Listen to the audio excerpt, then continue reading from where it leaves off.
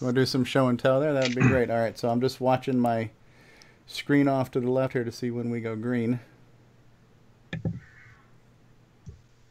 Looks like we're going live. All right, ladies and gentlemen, boys and girls, CoCoTALK, episode 60 is going live in 3, 2,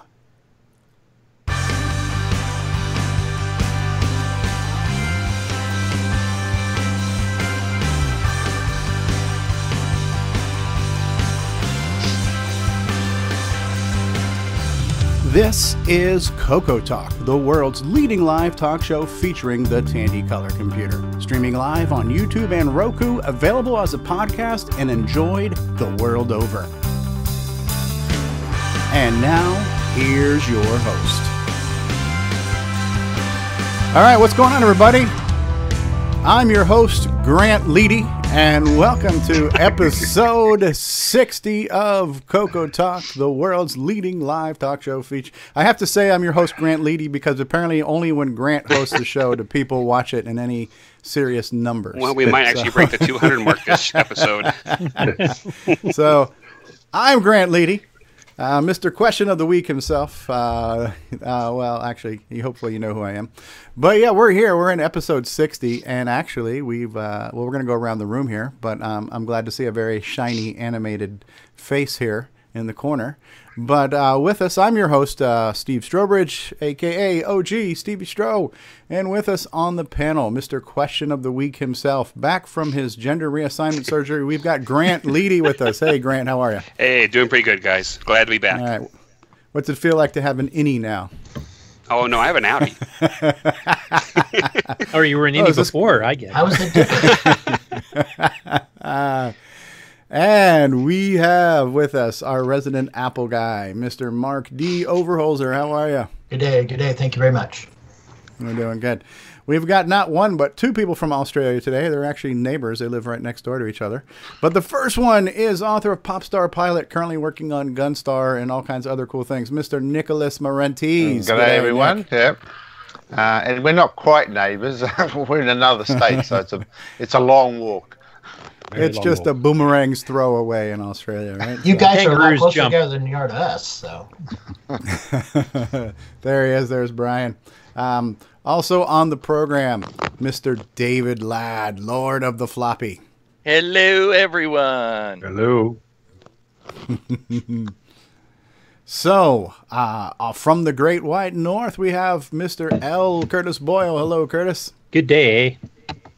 Oh, it's going good. It's a beauty, eh? Yeah. We also have with us, and we don't have the pleasure of having you on very often, but Mr. Brian Joyce from Extructus Productions is with us. Hello, Brian. Good day, Steve. How you going, mate? Good eye, good eye. Hey, welcome. Now there's an Aussie accent.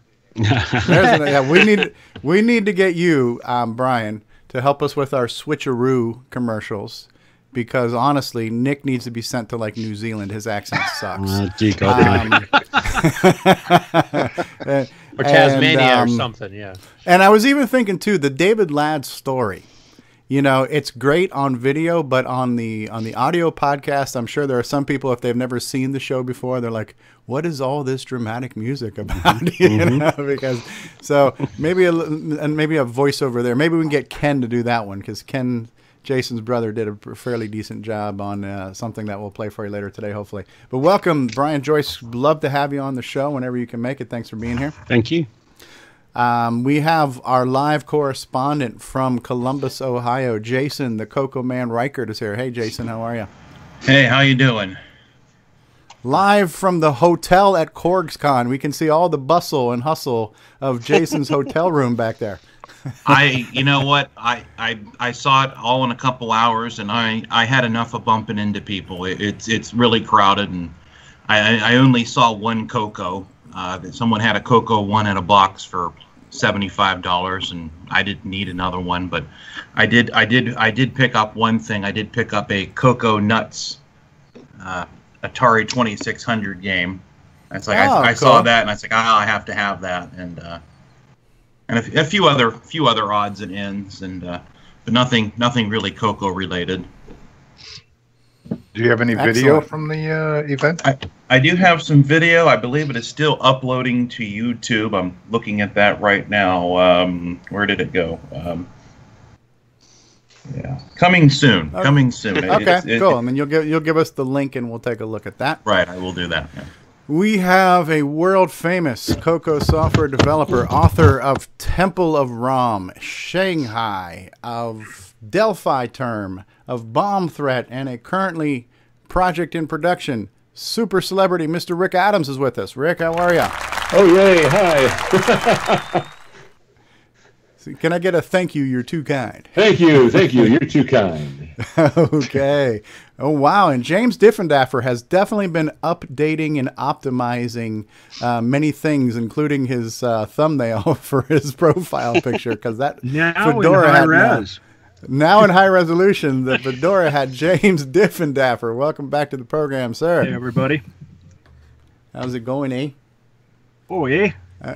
And then last but certainly not least, we have the Timberman himself, Mr. Ron Delvaux. How you doing, everybody? How you doing? Are you on a ship? We're doing good. Earthquake. Arizona, no less. Who's operating your Steadicam? All right. So Really? in the live chat right now, we've got Jason's brother Ken. Ken Make It is in the live chat. So is Mark Overholser saying we're live. Nick Marentes says, hey all. Grant Leighty says, hello everyone. And Nick Marota is saying, so let's see the stream to YouTube and Roku are at the same time. Yeah, we are actually simulcasting now. So we've got we got a couple of announcements. We'll get into the announcements right in. Tom C has just joined us. Hey Tom C, how are you? So, yeah, we should be simulcasting to Roku. Is it, James or Ron, are you able to verify if we're on Roku right now? I'm working on that right now as we speak. Oh, okay, but that that should be working now. So we should be live streaming, and we should be simulcasting to Roku, and hopefully every episode will do that. And it looks like Ron's pulling something up. I don't know what the hell Ron's doing over there, but we'll find out here in just a second. So, yeah, that's one thing. The other thing is that we are now not only an audio podcast, but as of last week, we have become a video podcast too. And I'm not sure how beneficial that is, but it's something we wanted to try. It's just another thing we wanted to try to do for the people who watch the show. And so right now you can get the Best of Volume 1, Best of Volume 2, Episode 58, and Episode 59 are all playable as a video podcast. It's the exact same thing, just not live. And what was our reason for doing that? It sounded good when we did it, but I forgot why we did it. Why did we do it, Curtis? There's a couple of reasons, actually. One is people that have low bandwidth can actually watch a show, and I'm assuming you're doing it in 720p? Yes, 720p. So they'll get better quality picture than sometimes you get on YouTube Live. And the other thing is, too, is if you're somebody likes to go camping and stuff where there's no cell phone service or very crappy cell phone service or anywhere that just doesn't have very good bandwidth, that you'll be able to get it downloaded and you can play it without any connection whatsoever. So that's the two reasons. Okay. And, yeah, okay. So I know we talked about it and we said, all right, let's give it a shot. And we did it.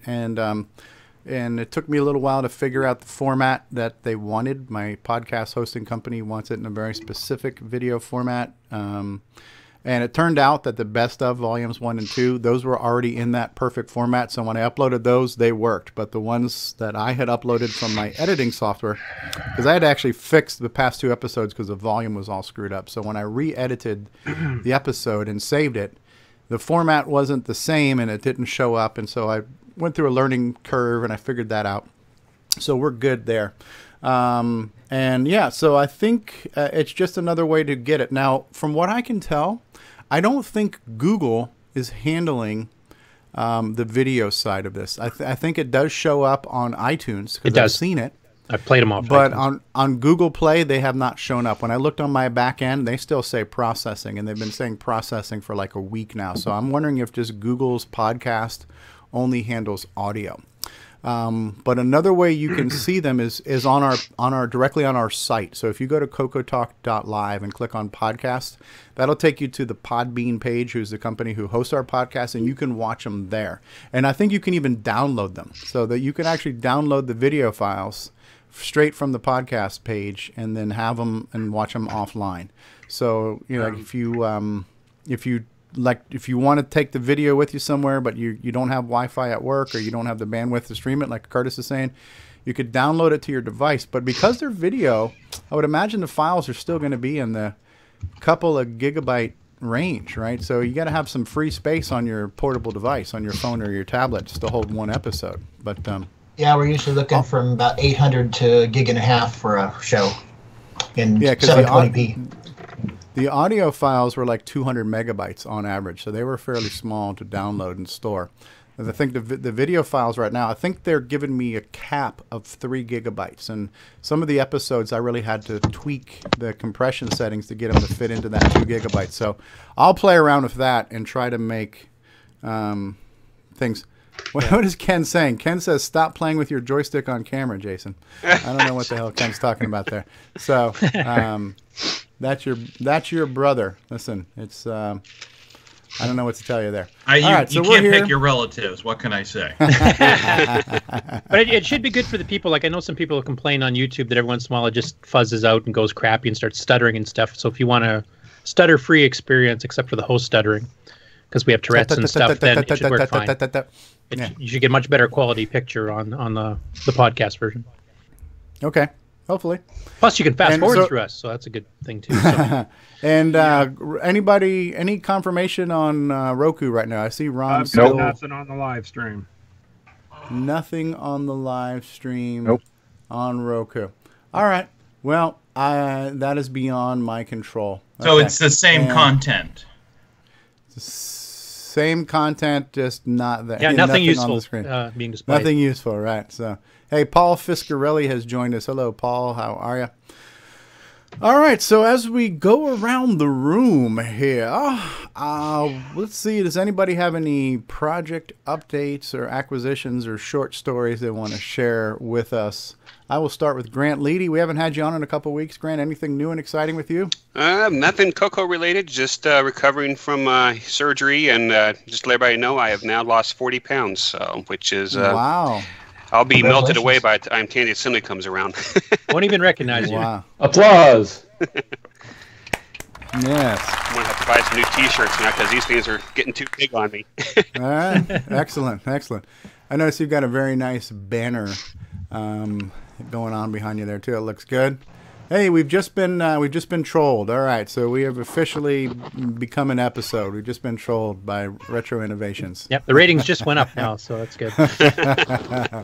All right, Mark Overholser, anything new and exciting with you? No, not on the CoCo front or anything else. I did get some more memory from my main computer though. I was given 16 gigs of RAM. Boy, it makes a difference. Going from 8 to 24. Wow. Yeah. RAM is the gift that keeps on giving, apparently. Yep. Rob Inman has joined us. Hey, Rob. Nick Marentes, I think we're going to get an update from you today, but what else is going on in your world? Not a lot. I do have an update on my my game music creator program. So it now plays sound. So I might just do a quick little 5-minute demo of what it's at the moment. Okay. I'm hoping to put together a proper tune just to really show it off, but maybe I didn't have time, so maybe next week I could play a tune. But I can quickly show people that it's actually working and the project is go. Excellent, excellent. And I know that is the tech segment on this month's CoCo Crew podcast. The CoCo Crew podcast just squeezed by at the end of May, but they just dropped an episode. I have started to listen. I haven't finished listening yet, but I know that is the tech segment. Is going to be talking about doing music on a CoCo DAC. You were mentioned, Nick, in their news segment. I don't think I've gotten past the news segment, but what I will say, what I did like about this month is that the news segment, they're taking turns talking about some of the news items. So it's nice to hear just different voices and different perspectives. And so John talks about a few, and then Neil does, and then Myro does. So yeah, it's kind of cool. I haven't finished hearing it all yet, but I actually enjoy what I'm hearing in the news so far. Jim Brain has just said, my favorite quote so far, does anyone have short stories? As if brevity is understood by anyone on this show. Well, remember, we're keeping the show down to 2 hours today, which means probably about 3.5. Yeah. Another person who has not been with us in a little while, and we're delighted to have him back, but Sir David Ladd, Lord of the Floppy. What's going on with you? Anything new and exciting this week, David? Not really. Way to really ham it up for the show there, right? So, hey, no truth. Well, I think we can briefly share what David and I have been working on. That's not a CoCo project, but David and I have been doing a little bit of Minecrafting, which we haven't done in a while. So we got that going for us. L. Curtis Boyle, what's going on with you? Well, I would just mention David's actually been involved with doing some MAME compiling, trying to figure out some issues that MAME has been having on. Is it on the Raspberry Pi or? Yes, that's on the Raspberry Pi. Him and Ron Klein and a few others have been trying to figure out why it's not compiling properly. As far as myself, I did get a little bit of CoCo stuff in. I did some very minor optimizations to G Shell, which will be part of the Alpha 4 release. And I did the first update to my game's webpage in a year. And the first added game in 2 years. Just one, so it was just a bare start, but I added the Pack OS 9 and have screenshots of the first 3 of 8 levels that the game has. So that's my little bit. Rearranging the deck chairs like Titanic. Good job. So I'm sorry, I was updating something on the screen. Can you repeat that last part? What was the game that you Pack OS 9. updated? Pack OS 9. Even includes the source code for download if anybody wants to muck with it. So Pack OS 9 is like a Pac-Man? Yeah. It's one of the ones on the Ease of Use Alpha, actually. Okay. And so you've added that to the games list website. You want to plug that site for us? Sure. It's what is it again? www.lcurtisboyle, the letter L, .com/CoCo_game_list.html. I posted it last week, but we can post it again. Okay. Hopefully I'll sneak in a few more updates because there's a backlog like crazy on that sucker.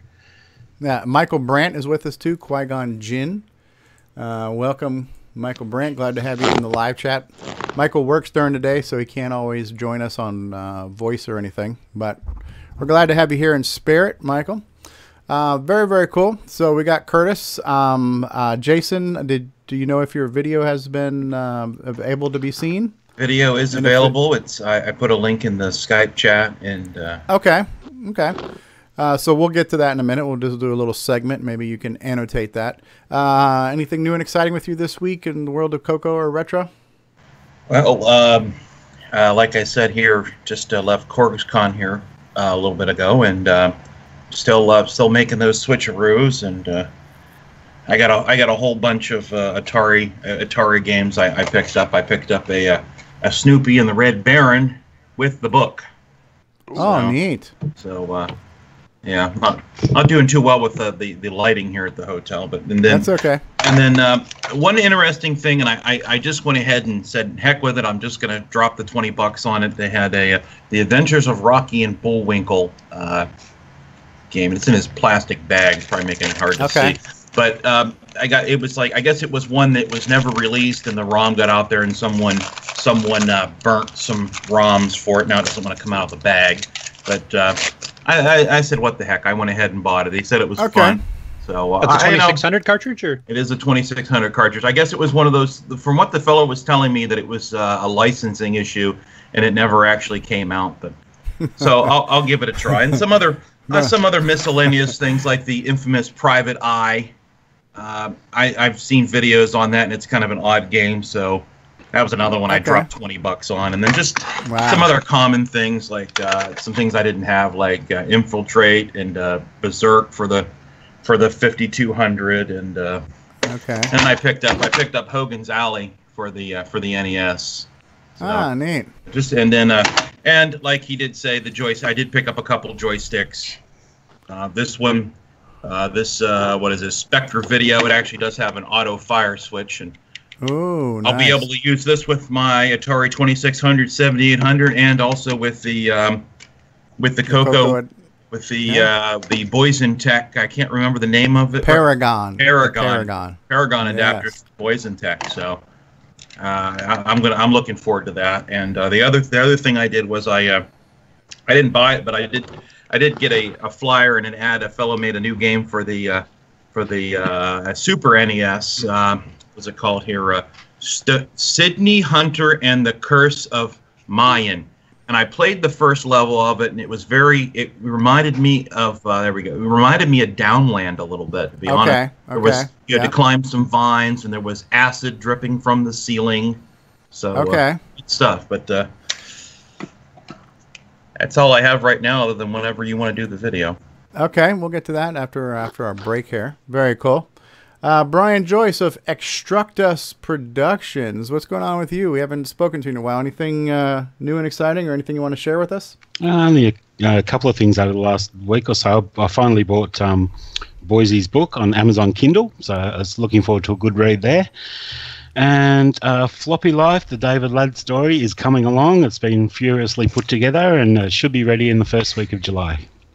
Oh, nice. Wow. We're looking forward to that. How many trailers? Any trailers for us? No, apart from the one that's already out there, no, unfortunately. Okay. Yeah. Excellent. It's going to be a surprise. Rick Adams.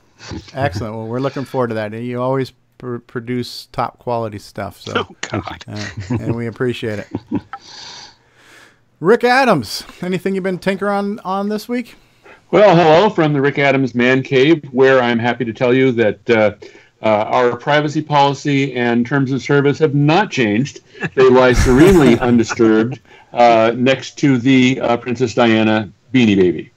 So nice. My latest acquisition is a mini MPI, 2 slots, from Ed Snyder, and I just installed it this morning. And so there is my CoCo SDC. And then I bought, that red thing is, I bought a prototype cartridge case and circuit board at CoCoFest. And then once I had it, I realized there's no way I can use this thing and put things on it unless I have a CoCo SDC. So that means I need 2 slots. So I had to get a mini MPI. So that's what's going on there. So I'm thinking about doing a hardware project, which is madness, which is I'm going to try to drive WS2811 controller LED strips from a CoCo. Now, the timing on that is so tight that you can't really do it with ordinary bit banging with a CoCo. So I'm going to have some sort of shift registers. Well, this is getting into an area that I'm not really a super duper hardware guy. I speak just enough hardware to be dangerous, and I mean that literally. So Dave Phillipson has expressed an interest in designing something for me. So I'm really excited about that. So we'll have to see what he comes up with and whether or not I can pull this off or not. You've seen my YouTube videos of all my LED light projects that I do for Christmas and stuff. And those are very nice. But to do this from a CoCo, actually, to be honest, is madness. It's really silly. But I want to do it just for the cool factor and because it would be something fun to take to CoCo Fests. And so that's the news from my corner of the world. Neat. That would be kind of cool to see if you can get your LED displays driven by a CoCo. I enjoyed seeing some of those videos of you doing it through the Raspberry Pi. So that would be kind of cool. All right, you guys still with me? Oh, wow. I just lost Skype. You guys are going to have to hold on for just a second. Skype has just crashed, so I've lost everybody on CoCoTALK. We're going to try this again, boys and girls. Let's see if I can join in. Let's hopefully see if they'll accept my call. Yeah. You guys still there? Yeah, we can hear you now. Wow. Yeah. Skype crashed on me. Yep. Literally just crashed on me. Okay. So yeah, I was saying that it would be really cool to see if you could get that those LEDs controlled by your CoCo. That'd be an interesting thing to see. Watch the space. Yep. And Bruce Very Moore cool. just joined us too while you were rebooting your Skype. So. Oh, hey, how's it going, eh? Well, good. All right, so we're going through the show and tell round of the show. Do you got anything you want to update us on as far as what you've been working on this past week? I just keep plugging away CoCo forever. A couple more interactive programs to go with various episodes. I'm really pushing to make sure this gets like I say spring, and spring is good until what, June 20th or something like that. 19. Okay. So yeah. So I'm keeping you honest. Okay. So I'm really pushing to have something out the door before then. So just keeping my fingers crossed. I think it's coming. So excellent. Yeah. Well, I've enjoyed what we've seen so far, and I like what you're doing with it. It is really interesting that we're getting this different form of entertainment. It is a CoCo project, but part of it is kind of like podcast-ish because it's audio, but it's also entertainment. It's kind of like fiction. It's there's just a lot of things going on, and then you have this extra layer of this interactivity with some software. Almost like becomes like an augmented reality type thing, or a second screen experience or whatever. So it's kind of neat that you're doing mixed media, and it's an interesting concept. It's an interesting story and approach. So yeah, I'm really looking forward to seeing what you do with all this. Do we need 3D glasses for it? Not yet. Okay, just checking. I have mine handy. Cool just in stuff. case. That sounds like feature creep. Now we're going to add 3D. Now, James Diffendaffer was mentioned on the CoCo Crew podcast as optimizing ROMs and taking what he's done on the MC10 and applying it to the CoCo. And James does a lot and has done a lot, and he's just a really interesting guy. So what you been up to this week, James? This week, not a lot, but I do have some additional patches for the CoCo ROM that are pretty close. I had them up and testing, and in Microsoft's infinite wisdom, they decided to reboot my machine for an update. And for some reason, the first time ever, my editor didn't save a backup of the code. So I'm going to have to redo some stuff or look through all its backups and see if it's still there. That's what you get for Windows 10. Oh God. Progress. Yeah. I'm guessing those two things were the next two biggest speed increases I found on code on the MC10 for the interpreter. So hopefully you'll get about a 4% speed up somewhere in there across the board. Since the 6809 takes a few more clock cycles on a few instructions, well, it's usually like one more clock cycle, it might actually give a little better performance bump than that, but it's going to be, like a 0.25% or something, so it's not like it's a significant deal. This is patching a CoCo 3 ROM, right? This is patching the CoCo 3 ROM. I've been looking at patching the color basic ROM for a 6309 version, and so that it's something that we can actually burn into ROM, and all CoCos can take advantage of it if you have the 6309. Ooh. And it on the MC10, I basically rewrote everything so it was faster. And one of the things was a memory move when you're allocating variables. And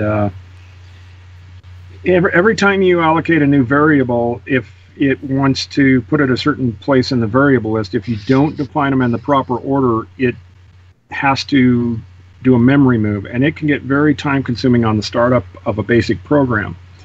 On the MC10, the 16-bit memory move actually cut the startup time on one of the ports that was done, it cut like 1.5 to 2 seconds off the startup of one of the programs.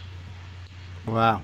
So there's that, and then there's for string manipulation, you've got on the 6309, the memory moves are, you've got ones for moving up in memory or down in memory, and it's a whole lot faster to do a memory move with those than separate instructions. I think it's 4 clock cycles per byte it moves, where on the code you're probably passing 8 to 10.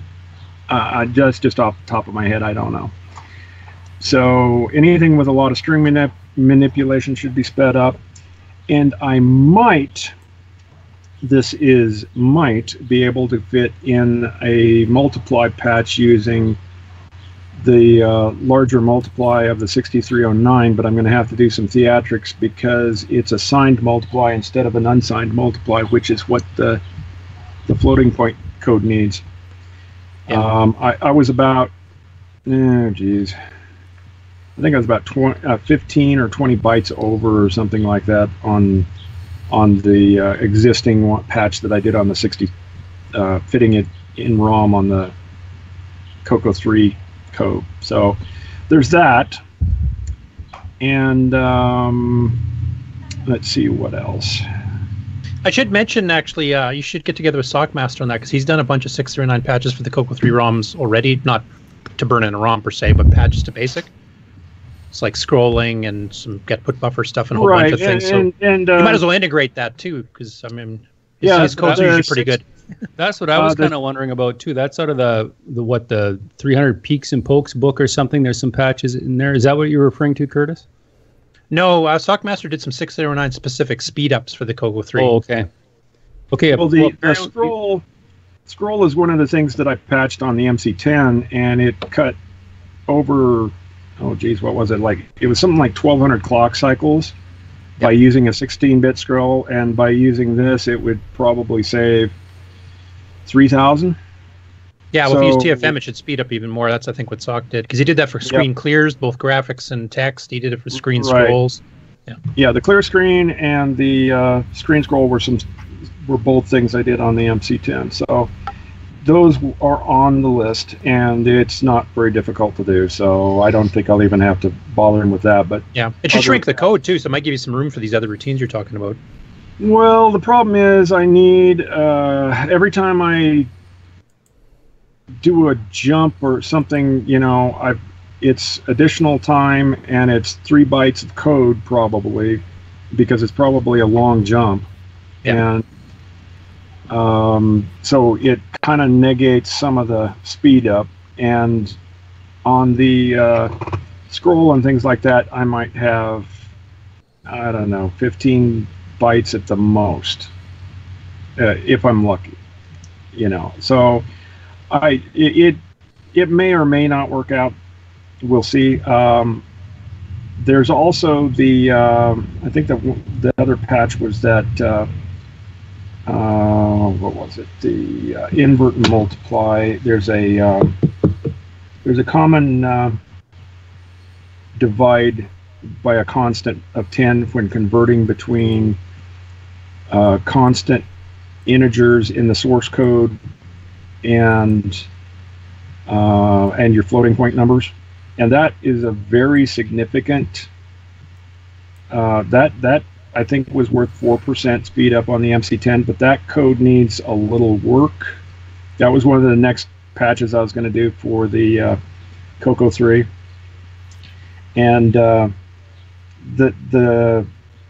there is a potential problem with that, because you cannot you can represent for a divide, you can represent the 10, but representing 1 over 10, for the reciprocal doesn't come out to an exact number in floating point.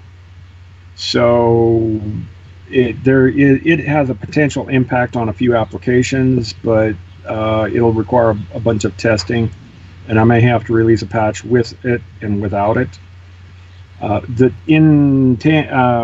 Microsoft's infinite wisdom, they didn't, when tokenizing code, they didn't pre-convert numbers to 16-bit integers or whatever. They're stored as ASCII, and so it has to convert every single character, and it's very time-consuming. That's a lot of overhead.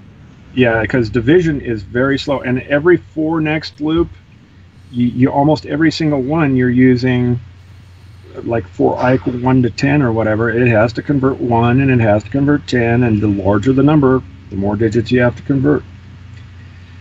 So that was one of the other speed ups. What's going on? Yeah. Yeah.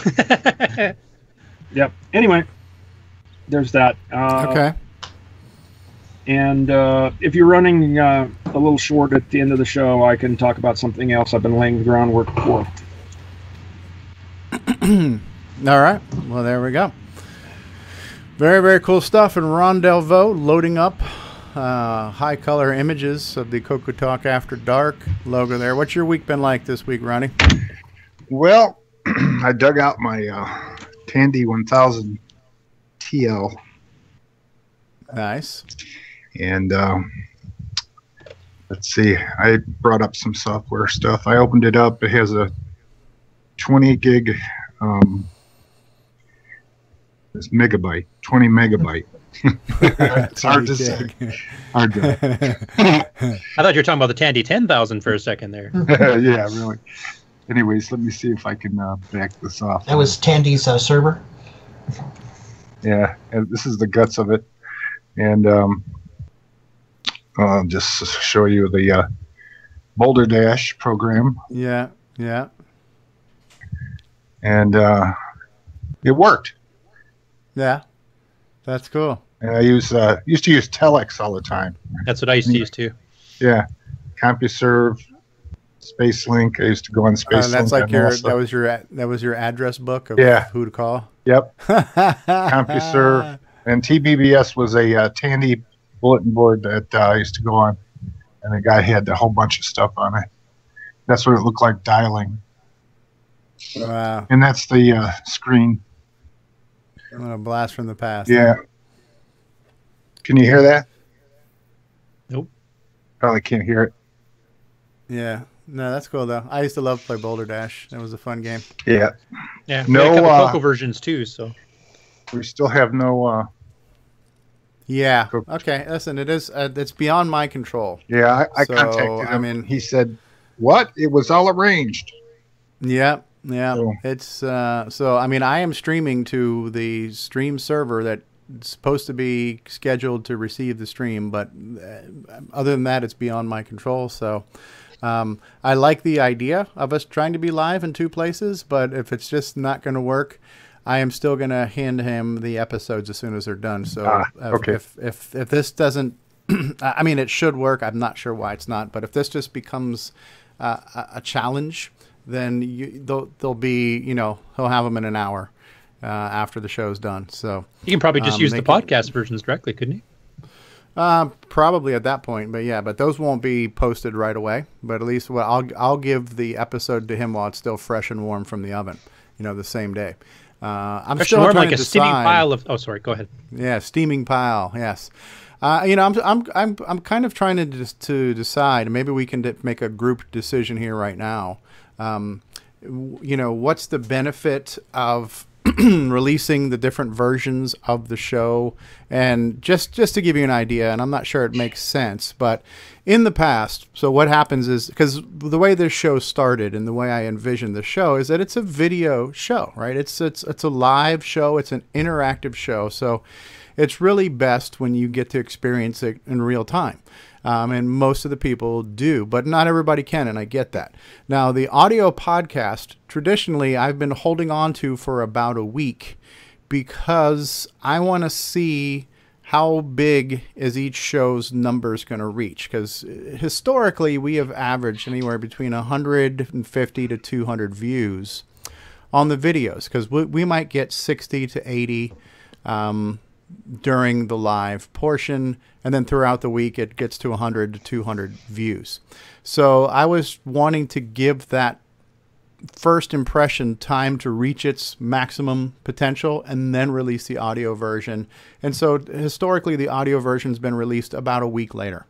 I don't know if it really matters to do that or not, because when we even first started talking about doing it in audio, the idea was, well, are we competing with ourselves? You know, and it's such an odd thing to think about, because at the end of the day, what's the purpose of the show? What's the goal of the show? Well, we're trying to create content for people to enjoy.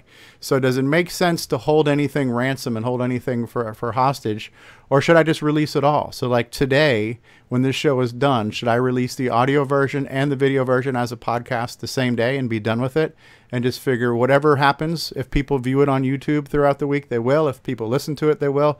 If people watch it as a podcast, they will. But does it make sense to hold back from the people who watch it?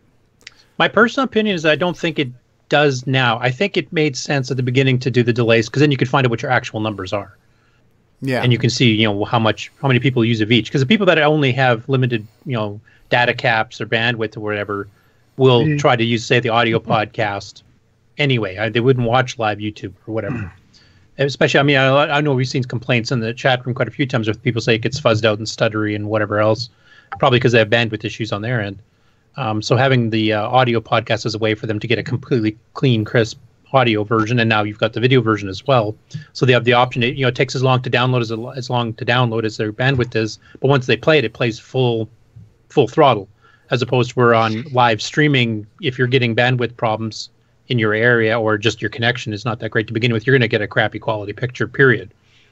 So I don't see any reason now to hold it back. I think the original reason was to try to figure out what the numbers were going to be and how much of it would affect each other if they did. Okay. Yeah, and unfortunately, there's no single place for me to go to compile all of the views. You know, I've got to look at the YouTube views, and then I've got to look at the podcast download numbers. I guess my question to you, Steve, is after you started doing the audio podcast, did the video numbers drop or increase or stay the same? And maybe at first it seemed like they maybe a little bit, maybe just a little bit, because when we were video only, we would hit 200 almost all the time, or close to 200 almost every episode. So the video views now, 200 is a good number, not an average number. So an average number is 125 to 150, which is still a decent number. But, you know, at the end of the day, what's the goal? Why are we doing this show? We're doing this show for the people who want to watch it, right? So it should be made available, I think. Yeah. And how many are listening to the audio podcast per week now?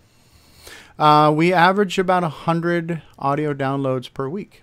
So your net total is 225 to 250 on average now. Yeah. Sometimes bumping up to 300 total. Yeah, so you've increased viewership, which is the purpose. And we can't call it viewership when you listen, but consumptions. We've increased our consumptions. You can watch the little play marker move across, so it's kind of visual. But so I guess for those of us who are on the panel, feel free to chime in with your thoughts and opinions. And those who are watching us live right now, I mean, we're doing the show for us and for you guys who watch us. So what do the people who watch the show think? I'll tell you what, I have limited bandwidth. I only have 100 gigs a month. And if I miss part of the show or whatever, like last week I had to drop off early, I listened to the podcast instead of watching it on YouTube, because it saves me bandwidth. And I miss out on a few things, and I can go back and look at the video if there's something I really want to see. But most of the relevant conversation, is covered in the audio. You miss some of the antiques and some of the stuff that makes it fun, but it is what it is. Still there. Yeah. I mean, that's what Twit TV does too, because they went video, and I mean, some of their shows are very visually oriented, but surprisingly enough, I mean, they started as an audio podcast, so it's a bit different. But in their case, their audio viewership is literally 10 times their video viewership, even now. Right. And like I said, if there's something you need to see, you can track it down on the YouTube video and just go to that section and watch it. If you on that note, I'm trying to help out with that. The last 4 episodes I've got pretty much indexed all the major things. If you look at the show notes you'll see there's time offsets you can click on and take you right to a section. So I'm working on getting all the others too, but they take a little bit of time. Yeah, that's a huge help. That would be a huge help. And a matter of fact, just as a suggestion for the CoCo Crew podcast, the one thing that's missing from theirs is the index. Well, they have show notes. Yeah, with the timestamps there, it's on the CoCo Crew org site. You got to go to their website. It has their major sections, like the news section and the interview section and all that. That's helpful. Okay. Yeah, I do use that to scrub through things. Like sometimes I just don't want to hear tech, or if I'm crunched for time, I might want to fast forward past the tech segment and get to the games corner or something like that. So it's very helpful. It is. And what the nice thing about YouTube, it does it automatically, is that if you just put in a time, like if you put in like 10:15, if you put like 10:15, it takes you and it turns it into a hyperlink at 10 minutes and 15 seconds. So Mark Overholser has been doing that quite a bit, and so my thought was originally when we went audio was that people would listen to it, and if there was something they were hearing where they say, man, I got to see that, I really want to see what they're talking about, then when their schedule permitted, they would just go back and find the video and watch it. But I do realize that I guess some people are in this kind of bandwidth challenged situation. Yeah, where bandwidth and data caps are the two main reasons to do the audio podcast, I think. Both can be an issue. Well, and also don't forget the people who like to listen to it in their car or while working out or doing housework or other things too. So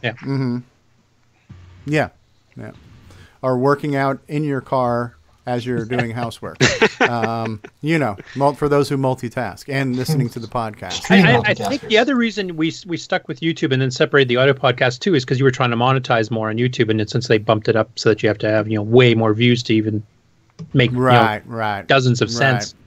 That's not as much of an issue anymore either, unfortunately. Yeah. When it was on the old channel and we were getting 200 views a week with monetization, those 200 views translated to 20 cents.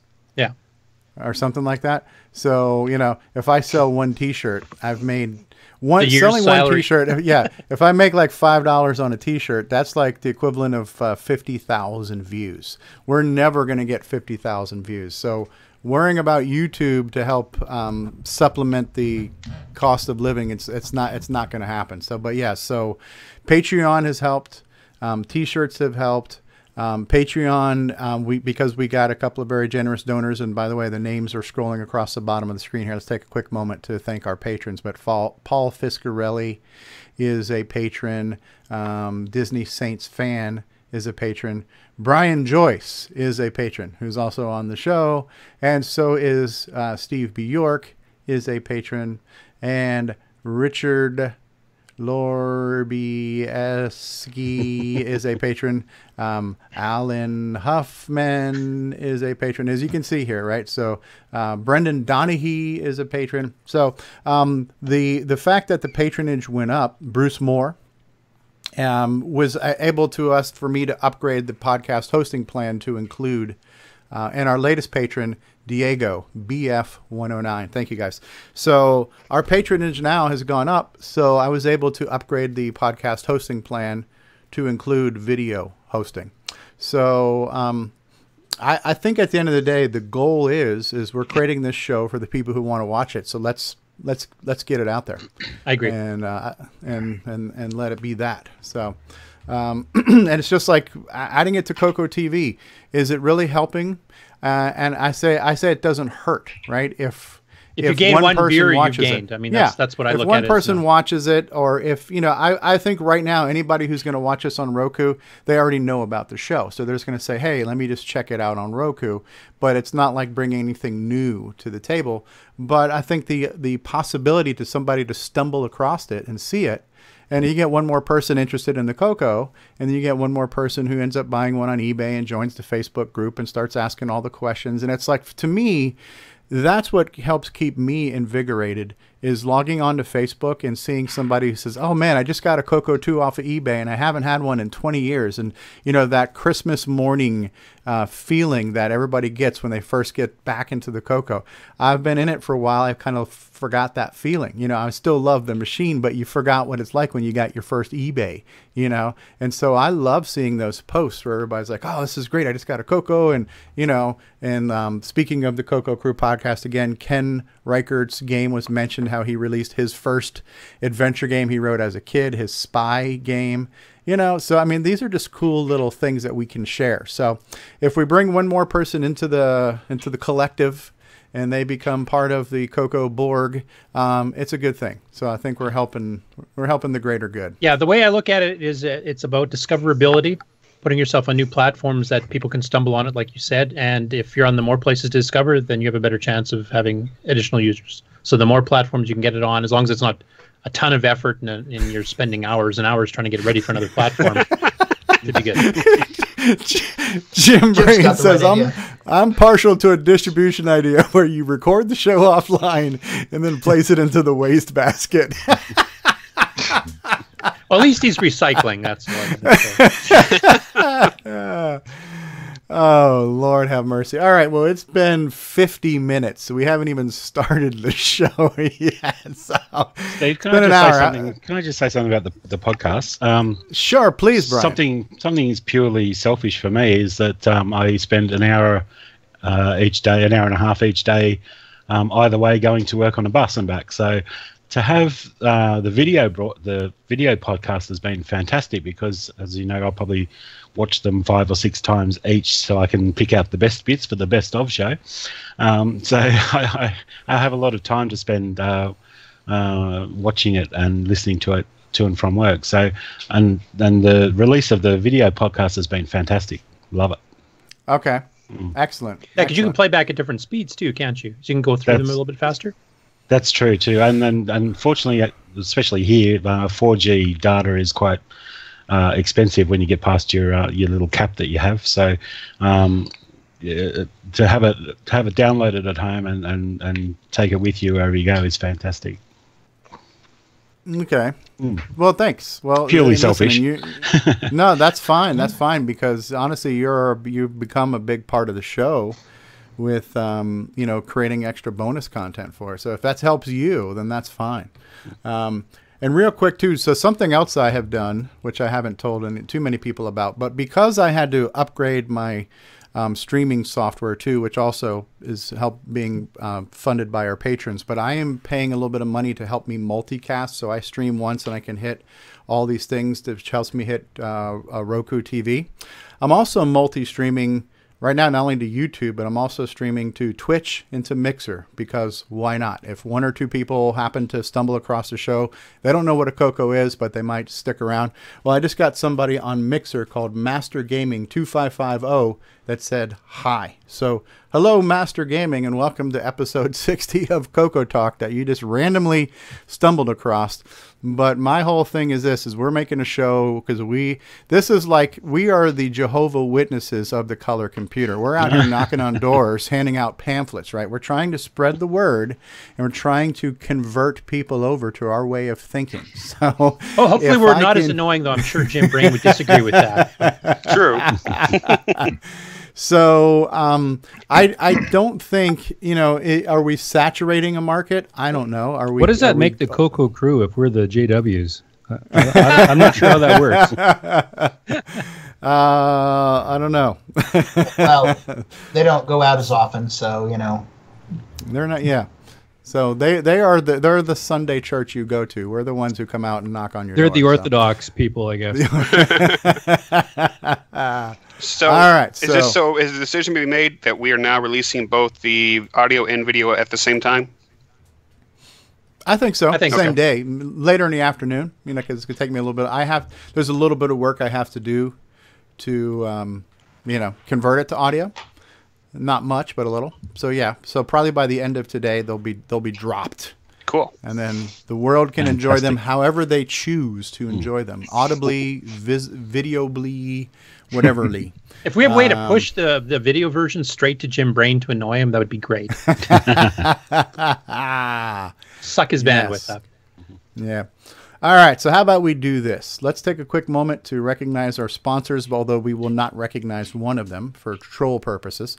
And then we'll take a commercial break. Actually, before we do that, since Ken is here, so Ken Reighard, brother of Jason Reighard, has created a whole bunch of switcheroo commercials. Now, last week we tried to get a quote-unquote Australian person to do the voice for us and failed miserably. He was hopeless. So. I'm beginning to suspect he's not really an Aussie. No, I think he's from Singapore or something. I don't know. New Zealand or South African or something. You guys too much, and my accent is tainted. What is happening here? Somebody just put out here. So like JW's, but with copies of the rainbow instead of the watchtower. So it's so much more useful. Hi, I'd like to share with you Rainbow Magazine. Have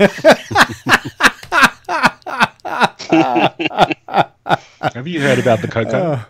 Have you heard about the CoCo? Can we sit down and talk about the CoCo? I don't care if you believe in the apple. We're going to talk about the CoCo. I'm going to convert you to my way of thinking. So Ken Reighard has been a busy bee, and we're going to play one of his commercials at random here for the switcheroo, and then we'll acknowledge most of our sponsors. So check this out.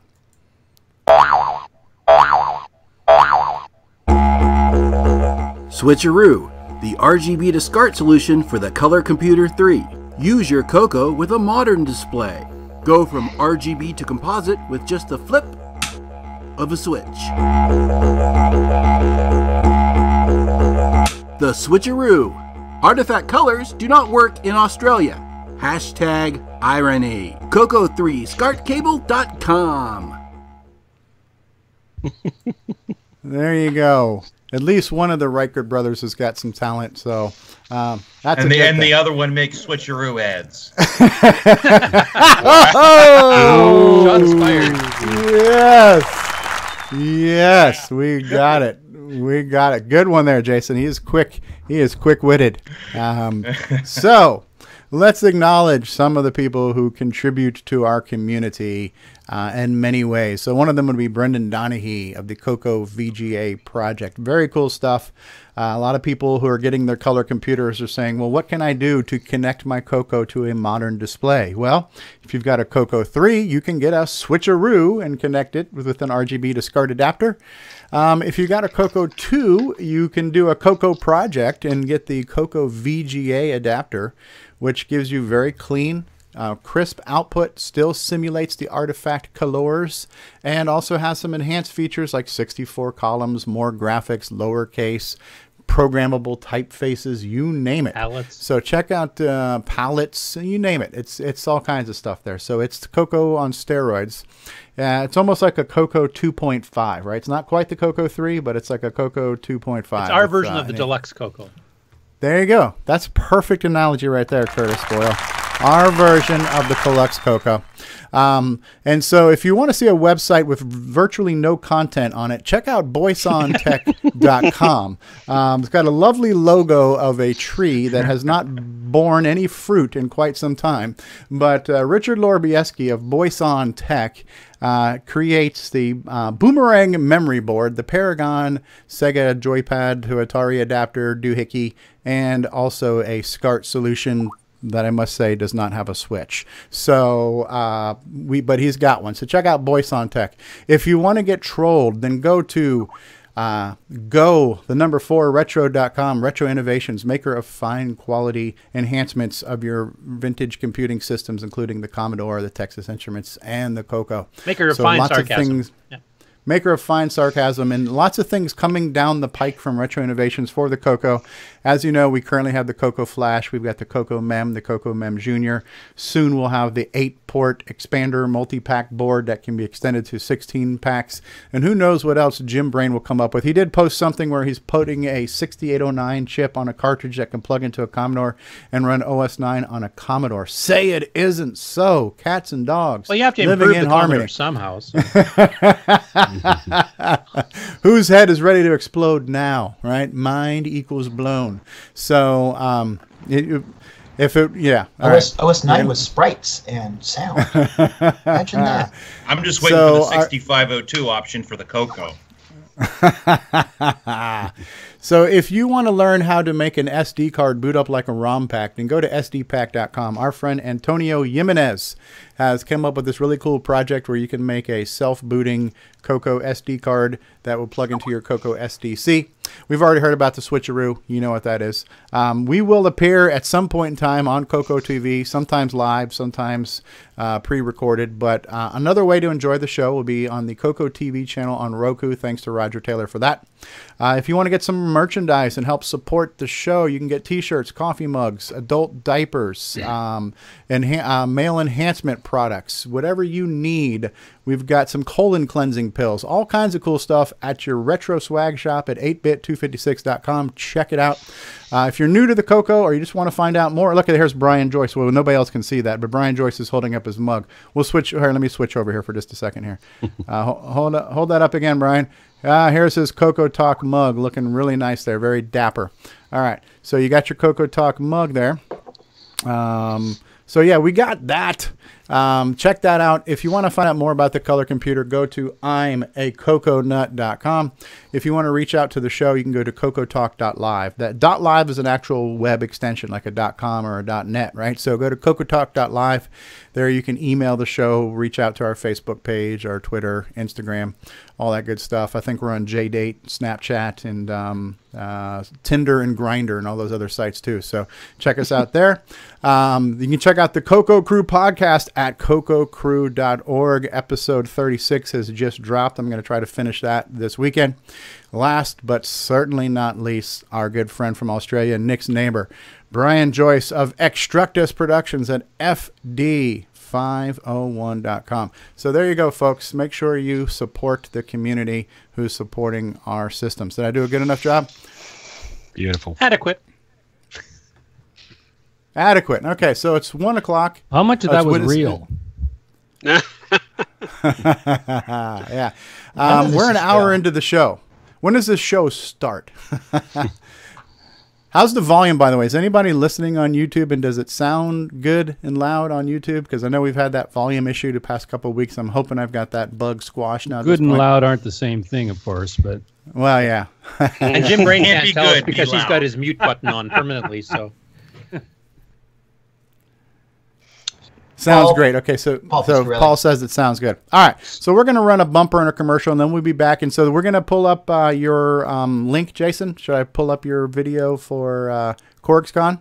Okay, sounds good. All right, so after our break, we're going to have almost live from CORGSCON, our roving correspondent, Jason Reighard, is going to show us what you guys are missing right now at the Columbus, Ohio Retro Gaming Society. So we'll be back in just a moment, folks.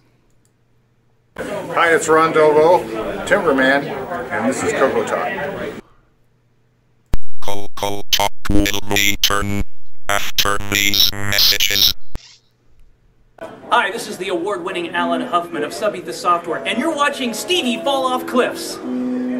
Hey, what's going on, everybody? It's me. It's your original gamer, Stevie Stroh. You know, gameplay. To get your copy of a Gameplay Goodness Color Computer Gaming DVD today, head on over to 8bit256.com. There you will find several DVDs featuring color computer gameplay videos by the original gamer, Stevie Stroh. So to get your very own copy of a Gameplay Goodness Color Computer Gaming DVD, head on over to the Retro Swag Shop at 8bit256.com and tell them the original gamer, Stevie Stroh, sent you. Radio Shack has a great gift idea for the whole family. Fast action TV games, and they're on sale. Get this 6-game model for $29.95 or the 4-game model for $21.95. With rising entertainment costs, that's a real bargain. You play hockey, tennis, squash, and more. Easy to hook up and great family fun that lasts all year long. The sale price TV games. Only at Radio Shack, a Tandy company. All right, so I've got pulled up a video that Jason has shared with us. It's about 2 minutes in length. Is that the right one, Jason? Yeah, just a little under 2 minutes. And I think Okay. I do have that 6-game version of that light gum from Radio Shack, too. Oh, that's cool. I'd actually like to see that. All right. So what we're looking at here, do you need to commentate on this for us, It's Jason, pretty or just let it play? self-explanatory. Yeah, just go ahead and let it play. If there's anything, I'll add it.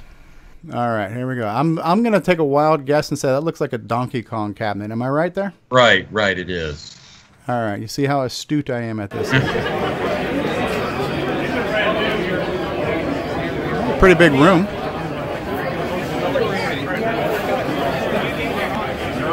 It looks bigger than a CoCo Fest. Oh, absolutely.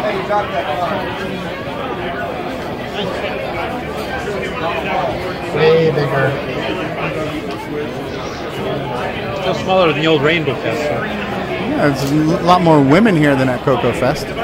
Yes, absolutely. There's their Collector Vision games. Yeah, that's cool. It's actually a Super Nintendo game. Okay. There's the Donkey Kong. My ticket.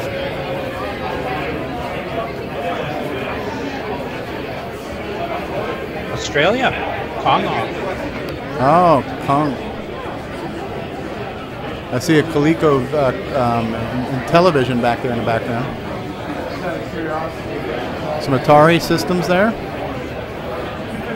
Yeah, lots of Atari. Yeah. Do you show the CoCo in the box? Ooh, look at these television cartridges. CoCo Nuts. Was that in television or 2600? Super Nintendo too. Now, is this pretty well mostly gaming systems, or is there a fair mix of home computers too? It was mostly gaming systems. There was a few home computers here and there, but it was mostly gaming systems. Lots of Atari. Now this here, it's a lot of focus. This is actually a very rare game. I think it's Red Sea Crossing. There's only a few. It was a mail order only game, and it was there available for play. Wow, $1,400 they want for that thing? $14,000. $14,000 the last time one went for auction. So yeah, that's it there. So. Wow. But that is something else. They had that Red Sea game available for play. I played it. It was okay. It was like $35 originally, and it was a mail order only thing. And from what I understand, they're thinking there were only 100 ever produced, and only 2 have been even found. So I guess after the show, they're going to put it up for auction somewhere. So it'll probably go for way more than I'm going to want to pay for any type of game. Yeah. As you see, I did buy the CoCo Nuts game, and that is for the 2600. So I couldn't really hear in the video there, but I did say, well, I guess I have to buy this one, you know. Yeah, that's cool. Yeah, when I was first seeing those cartridges, I forgot that like Parker Brothers made those angled looking cartridges even for the 2600. I thought they were ColecoVision cartridges at first because, Parker Brothers was pretty interesting. They weren't square topped or flat topped. Well, this isn't even a Parker Brothers card. I don't know who this is. I actually had to ask the guy who was selling these. I said, "Is this a 2600 game?" It is very. It's different. It's very different. It has a little notches here. And the end is even kind of strange looking here. It's got a little bump on the end of it. So I had to ask. I mean, it didn't matter. It didn't matter at that point what it was for. It said CoCo on it. I was going to have to buy it. Yeah, of course. It's like my wife collects giraffes. So anything that's got a giraffe on it, you got to get it. You know, she collects shot glasses. So if it's a shot glass, you got to get it. So if it's something out in the wild and it says, and that's another cool thing about on the Facebook group, people will take pictures of like restaurants or businesses around the world where, I know Hugo Dufort has sent us a few things from wherever he's at. Where is he at? He's Quebec, in, I think. Quebec, right? Montreal. So, one of those damn foreign countries. So, these people send these pictures where you see the word CoCo. It's just kind of cool to see it out in the wild in different places. And the fact that it's a game and it's kind of a game that was around the same time the CoCo was around, that's pretty cool, right? So, yeah, absolutely. Cool. What was that Donkey Kong machine with Australia? Yeah, that was different. That was an Australia one, it said. Yeah, well, I honestly did not get that close a look at it. It was kind of up on a stage, and there wasn't a lot of room there. That's where I stood for a lot of the video I shot, and I don't know. I didn't really look into it. That was towards the end of it. I wasn't feeling well, and I decided to come back to the hotel. And I had walked through the place probably about 5 times, and they did have another room there that you see where that Red Sea crossing game is. They had a area where they could have talks, and they had a couple arcade games. It was pretty empty in that room. It looked like it was more like a forum type room, but okay, wasn't anything going on in there when I was there. So it's definitely bigger than CoCo Fest, but I mean, we appreciate you being here for the show too. But it was, even as big as it was, you had enough where you just didn't need to be hanging out there on the floor. I spent enough money. And it was kind of crowded. I did have some difficulties getting around the show. Okay. A lot of people just kind of stopped, and I did talk to a few people, and people had, especially the folks that had some of the computers, and they had heard of the CoCo. But I started to feel a little bit like some of the JWs where I started talking about the CoCo. I was like, well, we have Donkey Kong on the CoCo, Yeah, here's a pamphlet. Yeah, but and there was a couple people I mentioned to CoCo to, and they cringed. I said, well, it's not as bad as you remember. It's we have Donkey Kong and Pac-Man. That's right.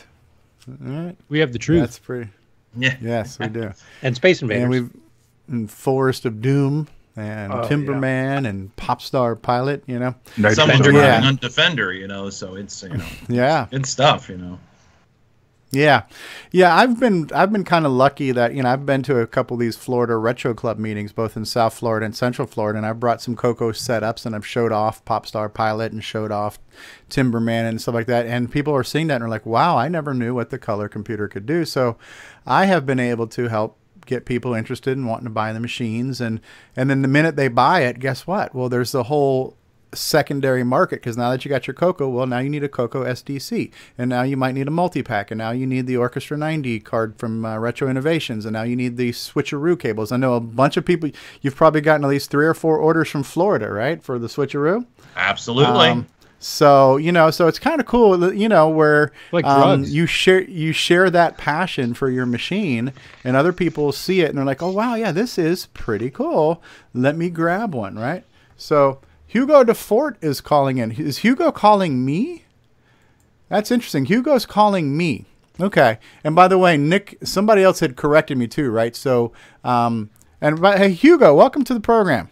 Hey, hi. Is my headset working? Yep. Your headset is working. Oui. Yay. I had to reinstall the whole thing. I spent a half an hour reinstalling Skype and everything. It was all messed up on my system. So sorry to interrupt. I'm going. No, not a problem. We were just talking about you. Now you are in Quebec, right? Yeah. Last time I checked.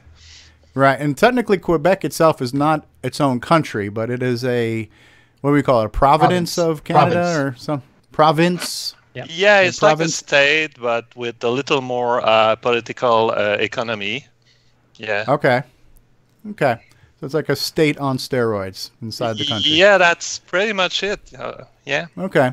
And you guys have just also chosen to not speak English for whatever reason. So we're our own state about politics for a long time. It's kind of like the Cajuns down in Louisiana, I think. Yeah. We were there first. Oh, there you go. Of course, okay. We should all speak native languages, but that's another question. Yes.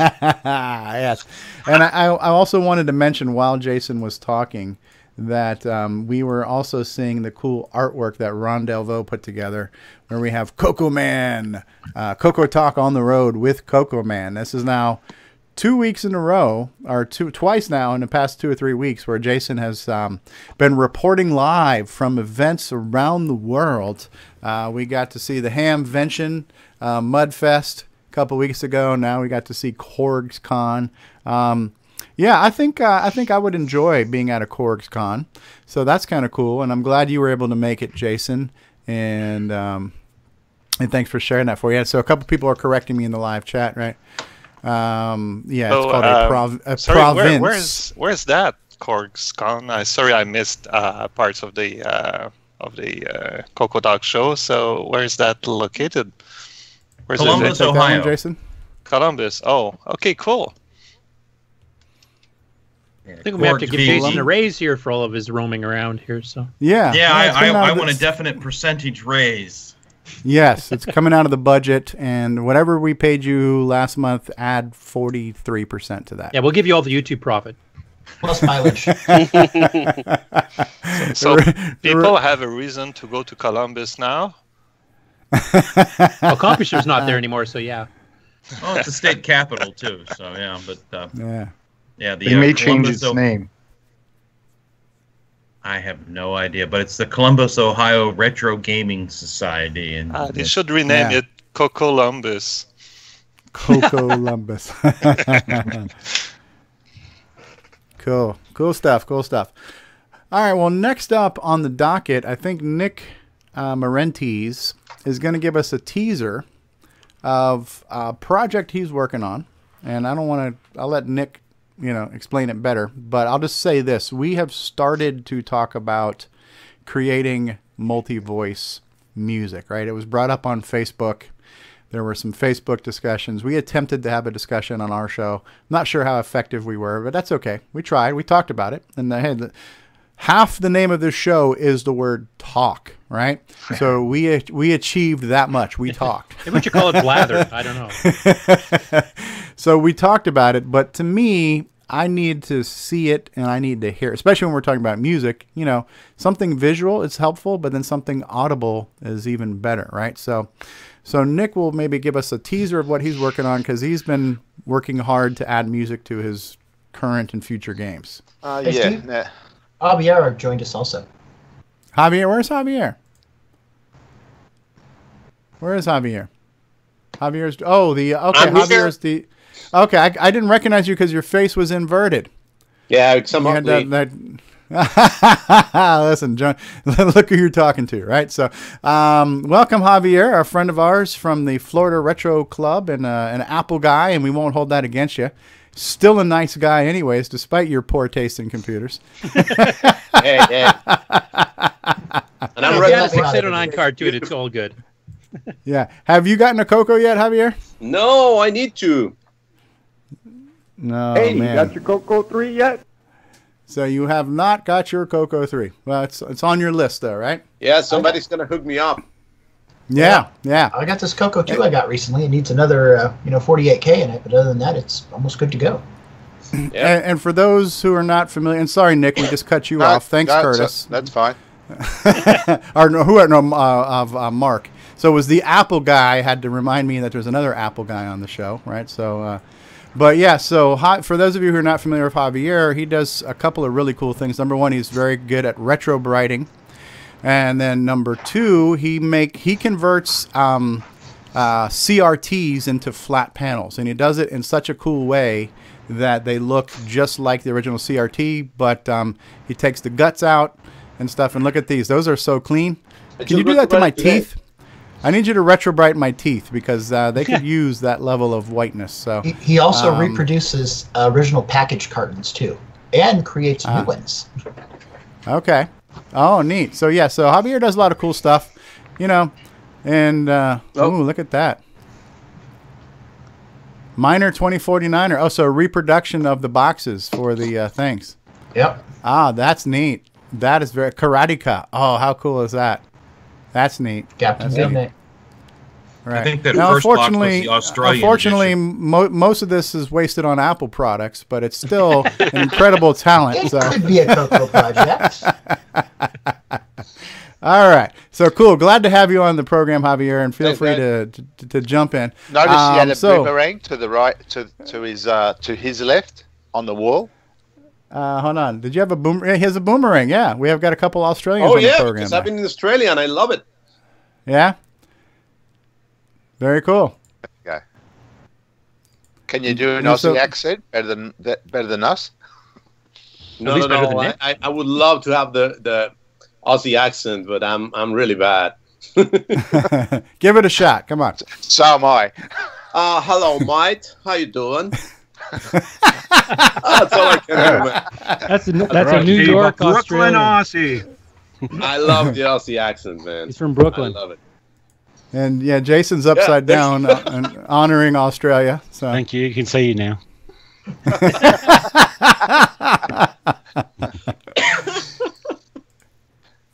All right.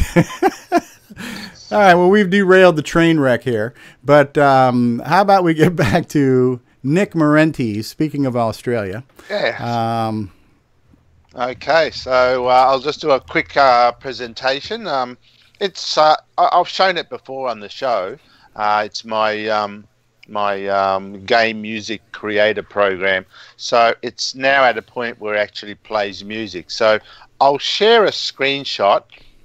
So I'll just bring that up. I will attempt to bring that up. And for those who are listening, Nick Marentes is about to share a screenshot. And then Stevie will describe every pixel so you know exactly what we're looking at. Okay, so can you see that? We can see it. Looking good. Game music composer. And I'll have to share the system sound. So hopefully that's all working. Anyway, that's I won't go into a lot of detail. It's a game music composer. I wrote this mainly so that I can create music for my game. So I don't know how to read music. I know I'm a Luddite when it comes to music, and that's why I've never had music in my game. So this is my attempt to learn how the hell to put music together, and I will be updating my website this week, explaining it in more detail. But for today, I'll just quickly bring it up and make it load some music. I didn't have time to compose any full-length music, just a couple of beats. So I'll just bring that up. So I'll load up a little bit that I put here. So that's it. That's just a short beat that I did on the piano roll part of the screen. Is my cursor appearing?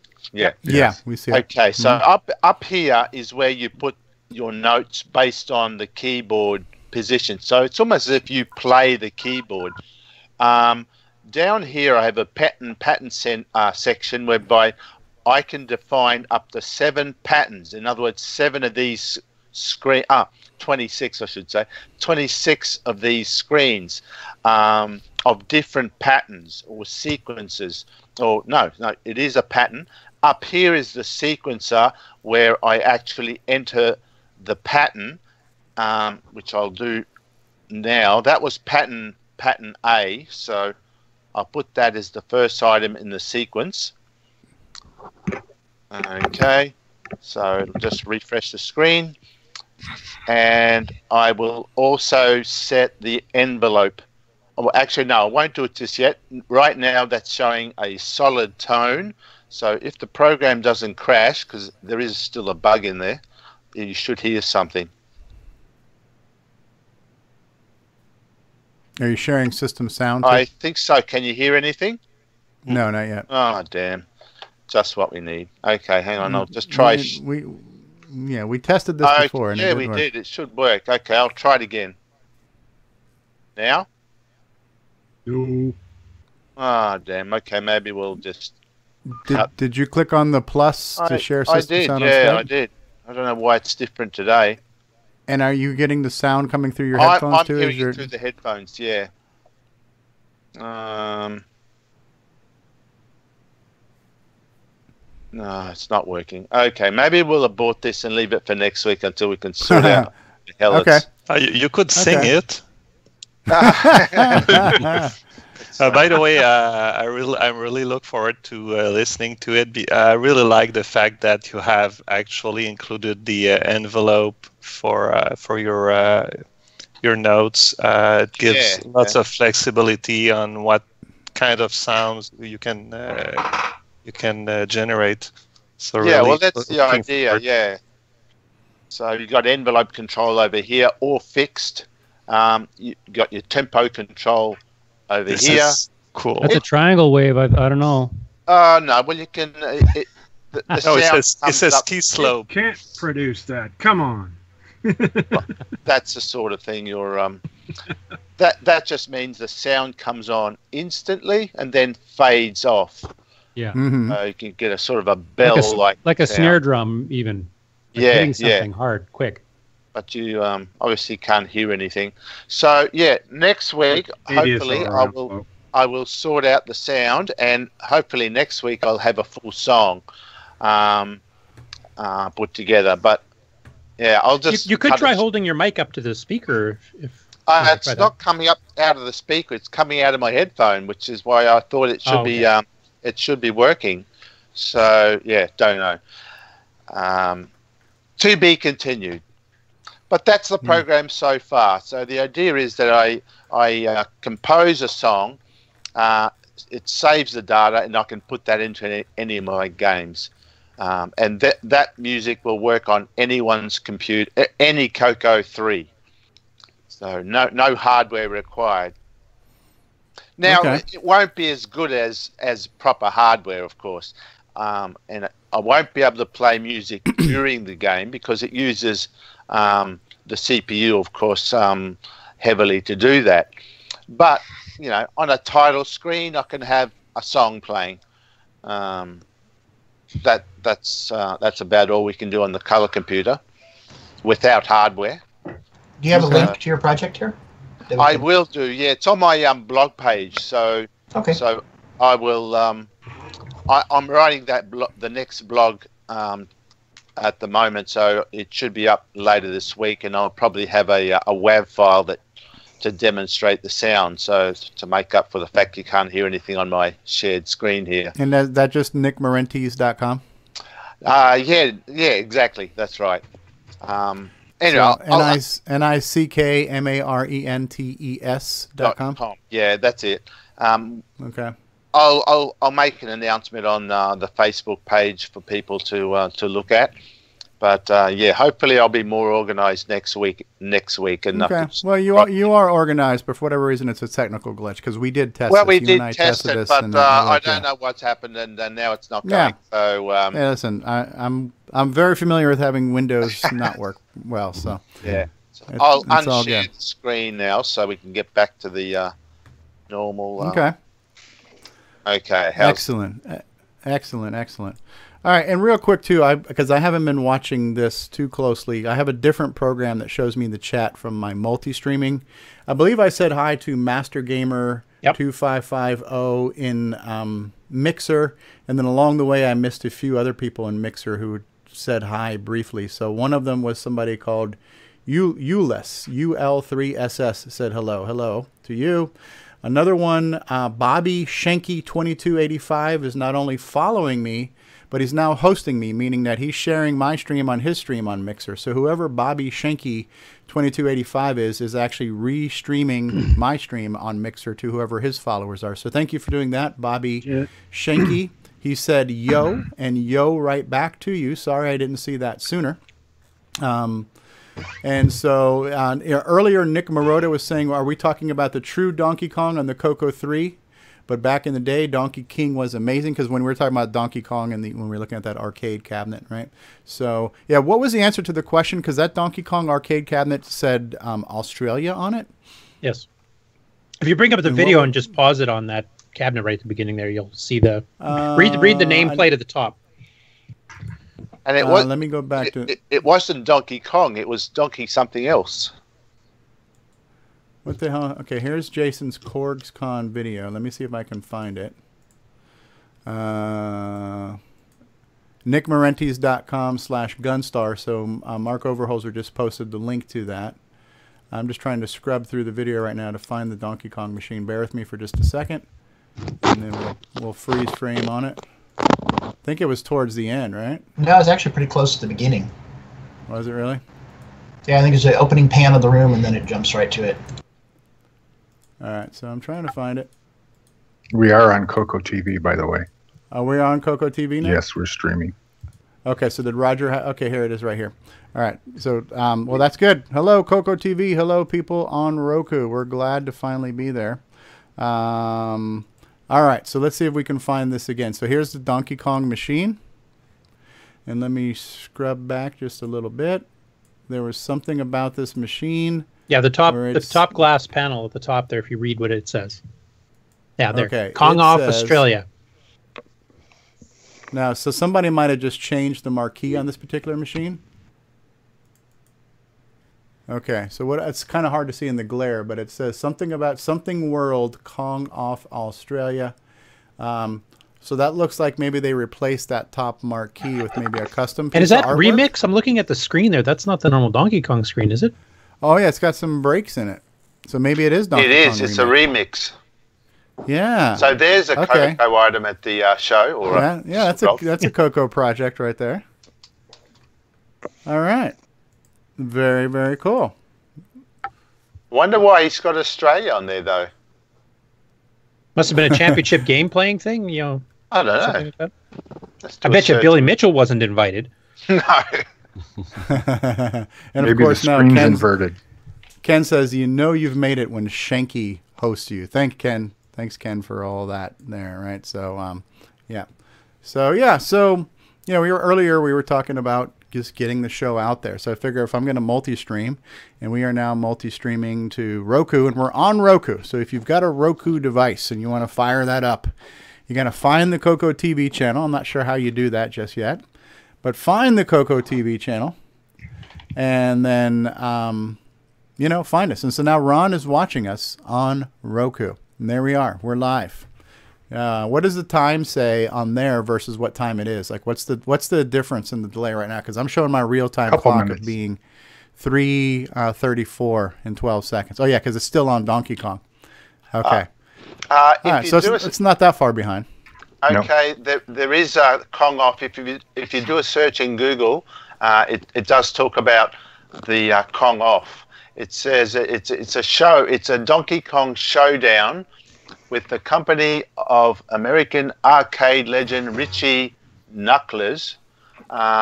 If you have a look at on Google, if you can bring it up, Steve, do a search for Kong off, and you'll find the links on the website. All right, hold on one second. There's a link on the Skype chat. Kong Off Museum and Pinball? No. Official site? thekongoff.com? Well, it's actually www.netherworldarcade.com. Okay, this one just went to a website called The Kong Off 6. So this must be an event? Like it's an Donkey event. Kong competition? Yeah. Okay, we're banning CA. Is that must Canada? have been an official machine. California. Oh, California. Now, all right, so what was the other one called? It's in the Skype. KongOff.com? It's in the Skype chat. Yeah, I put it in the Skype chat there, Steve. All right, hold on just a second. Let me find that. It must be good, though. They have stormtroopers.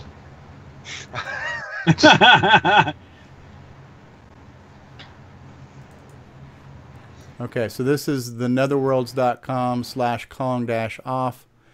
So Kong off. So these are the different marquees for the machine, right? So we're pretty bloody stoked to host Australia's first ever Kong off. So a Kong off must be an event that travels, like a Donkey Kong competition, and there's the one coming to Australia, huh? Must be. Okay. Players flew in from Australia and New Zealand, it says, to take part. Oh, look at that. Yeah, look at all the machines in the background there. That is pretty cool. Get your Kong on. Get your Kong on. Get your Kong on at the Kong off, right? There's Billy Mitchell, set the Donkey Kong high score in 1982. This was recognized as the top score for 25 years. Steve Wiebe's challenge of this score is the subject of the 2000 film King of Kong. The original Donkey Kong is the grandfather of the modern-day Donkey Kong. He now goes by Cranky Kong. D-Kong appeared in nearly 100 titles. Wow, interesting facts here. Original DK was the first game to feature Mario, who was, at the time, was called Jumpman. That's true. It's on the actual screen, on the little printouts. It says, help Jumpman save his girlfriend. Like, she didn't even have a name yet either. Or was she called something else? So Mario was originally a carpenter until his release of Super Mario Brothers, where he's now recognized as a plumber. The princess in the original Donkey Kong is not Peach, but instead Mario's original girlfriend, Pauline, right? So interesting Donkey Kong facts, right? And if you think about it, how many things have come because of Donkey Kong, right? So there's so many Mario games, and there's so many Donkey Kong spin-offs that Nintendo has made for its various consoles over the past 30 years. Obviously the NES had a version that was pretty close to the arcade. Then there was Donkey Kong Country knockoffs. Yeah, this looks like a fun event, right? So just a bunch of people playing Donkey Kong. Yeah, having fun. I think we need to send CoCo Man down there. Yeah, send CoCo Man. Well, we got some Australians who are closer. Maybe we can get Brian or Nick to go over there, correspond. Just submit a travel requisition to the accounting department and get that approved, and get all your paperwork and expense forms submitted, and we'll get that taken care of for you. And we'll forward the YouTube profits for 1 month to help cover the costs. So. Yeah, Jim Gary has joined us, by the way. Hey, Jim Gary. Jim Gary says, "G'day." Hello. Jim Gary says they should play mine. Pauline shows up in Super Mario Odyssey as the mayor of New York, of New Donk City. Oh, okay. Oh, so Jim Gary says he's got a basic version of Donkey Kong that we should play. If you guys aren't familiar with Jim Gary is probably one of the only people making a plethora of software for the MC10. All right, and MC10 gets a lot of love on this show too, by the way. So it's our favorite system by far. Yes, it is. Yeah, cool stuff. Cool stuff. So Kong Off is an event. It's kind of like Donkey Kong competition, huh? Very cool stuff. All right, Nick. Well, we appreciate you showing us what you showed us, and we look forward to seeing more and hearing more. So make sure you guys check out Nick's blog, and hopefully by next week we'll have more there. We're going to run a quick commercial, and then we'll come back, and we'll talk about more stuff. So, guys, think about something to talk about in the next minute or Steve, so, all right? We got a request from D. Bruce Moore. He says, play CoCo Forever Teaser 3 if you can. All right. Well, we'll lead off with CoCo Forever Teaser 3, and then we'll play some commercials, and we'll be right back. There you go. How does it feel? I'm still believing.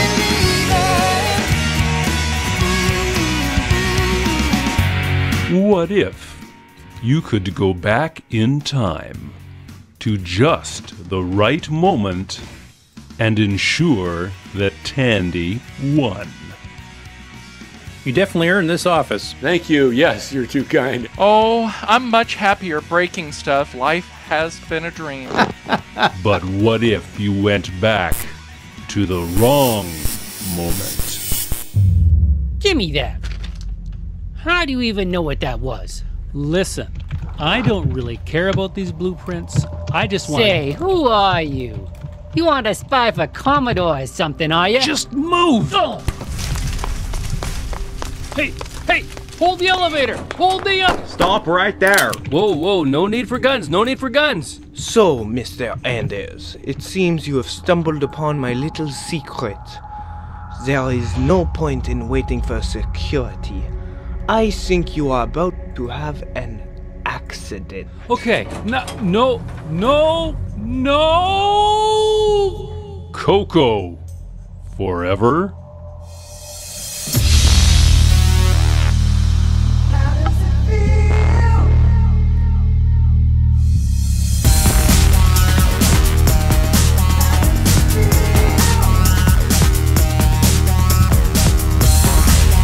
Another fine product from Canada.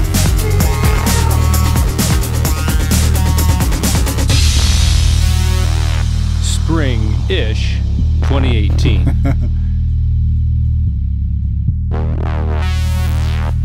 And how long do we have before we run out of spring?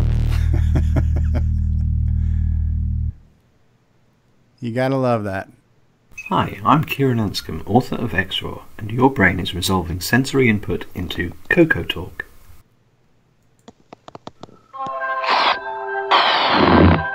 We will return after these messages. Hi, I'm Mike Rowan, and you're watching The Original Gamer, Stevie Stroh. And when you're done watching, come over and listen to the CoCo Crew podcast. Hi, this is John Linville. And Neil Blanchard. We are the CoCo Crew. I hope you're enjoying watching Stevie Stroh play video games, especially the CoCo games. And when you're done with that, check out our podcast at CoCoCrew.org. It's a Radio Shack Merry Christmas. This year, I needed to give a real family pleaser. Honey, please help me with this project. How about a new game, Dad? There's the train. And I found it. Radio Shack's Color Computer 2. On sale for just $99.95. It entertains, educates, manages. It's expandable and affordable. Now that really pleases me. The Color Computer 2. Sale price for Christmas. Only at Radio Shack. All right, well, we're back. Thanks, everybody. And there we go. We got the CoCo Forever clip in there. Thank you, Grant Leighty. And as you know, when Grant's on the show, the viewership goes up. So, Grant, are you live or is your video frozen right now? I am here. Looks like my video. Oh, is that just a thumbnail or is that... No, it's like I might have froze myself. There you go. Okay, you just turned off your video. I'll try it again. Hey, There we go. You got. There's your propeller hat. So we got that going. We got. So Javier, usually when at the beginning of the show, we ask people to tell us what they've been doing this week. Like, what are your project updates? Have you gotten any new acquisitions, things like that? So, has anything new and exciting been going on with you that you want to share with us? Yeah, I got a bunch of things going. Actually, I got this baby from Europe. This is a normal LG. But the cool thing about it is that you got SCART with a light. You see that connector over there? You got SCART, you got VGA, SCART, you got composite. Yeah. So that's what I got. I got this one from Europe. A friend from Spain, he just bought it for me and sent it to me. So I'm going to be using it with my GS. Okay. Then I got a couple of non-working Apple IIc's, but the good thing is that I got a surprise in one of them. What is that? That's a memory Mega RAM. ZRAM Ultra 2. Applied engineering. Okay. That's the good news, but the bad news is it came with a battery, and actually the battery destroyed part of it, so I'm going to have to be to repair this guy. Okay. It's a lot of... Those boards are rare. Took care of some of the things, but this is a very good thing. It goes on top of the processor and the MMU. Okay. And then you just put the processor and MMU on top of it, and it's yeah. It's a memory card, basically. That's kind of like Jim Brain's doing one for the CoCo now. CoCo Mem and CoCo Mem Jr. Exactly. Right? Yeah. And there's some of this. They used to also have a Z80 chip, so it was also CPM. This doesn't, but wow, same thing. So it's one of the new things that I got. So I got a surprise. Neat. Yeah, I got when I was in CoCo Fest, I got an Apple IIc. Yeah. And it came with a green screen composite monitor, and I think Grant, you're still holding on to that for me, right? Yeah, I still have it, I think. Unless he hasn't sold it on eBay. So Pocked it. so technically I'm now an Apple owner too, even though I haven't seen it since April. But I'm planning on going up to VCF Midwest in September, and that's where I'll grab it from Grant. I also purchased a Tandy 1000 from somebody in Chicago area with a monitor. It was a good deal. It was a good system. So it's a Tandy 1000 with a color RGB Tandy display. It's got a built-in hard drive, 20 megabyte hard drive, 640K RAM upgrade, all the manuals, desk made, all the floppies. So it was a nice Tandy 1000 system that I've been wanting for a long time at a good price. And so Hugo has to go. Earlier, Rick Adams had to drop off. Thanks, Rick, for being here. Thanks for stopping by, Hugo, from the country of Quebec, one of those foreign lands. So yeah, I got that Tandy 1000, which I'm looking to pick up and have and play with. So that's kind of cool. So you got some new Apple stuff. What else going on? Any other projects you're working on? I'm working. I cannot show them right now, but I'm working on recreating some boxes. I don't recreate just any box. I just recreate what I like and when I know that I cannot get buy new. So I just found out that there was this company called Microfun that they did a Miner 2049er. Yeah. And the Heist. 2 or 3 more. And the problem is for Apple II, at least, they're not very easy to get. And when you get the boxes, they're in a very bad shape. And also they want a lot of money from it. You know, there was this Short Circuit game that was selling for $350, $400, the box. Wow. And this is, you know, I mean, as much as I like it, it's too much money, at least for me, man, you know, to get that. And I just want to have it, you know, to show it. So what I do is I go online and research, and sometimes I get somebody that has it to do a scan for me. And then I recreate them. You know, I'm pretty good at graphic design, so I redo everything in high resolution. And I got a printer that actually prints for me prototypes. They do prototypes for, you know, for when you're in a design company and you create a box for some company, you got to do something to show how it's going to look. Sure. They specialize in making prototypes of boxes. Okay. So they're expensive, but they look, and they are, you know, almost the same thing. They're just brand new. Are they local, or are they? They're local in Miami. Yep. Okay. And that's speaking of foreign countries. No, I would prefer to do it in foreign countries. You know why? Because there's a lot of printers, and I don't blame them, but you know, it's kind of annoying that they say, "Oh no, I won't do it because it has the Apple logo in there," and you know, you gotta show me a permission that you can print it. And I'm like, dude, this is a prototype. This is not gonna be anywhere. I'm not asking you for 1,000 to sell. I just need one. Yeah. And people don't want to do that, so I found that these guys are very cool, and they're like, they don't care, you know, it's only prototype, so they know that I'm not going to resell anything. Then I got some slack from people, you know, some stuff from people in the group that say, oh, you should put something in there that it's a copy. And I said, listen, if I get it, first of all, I get it for myself.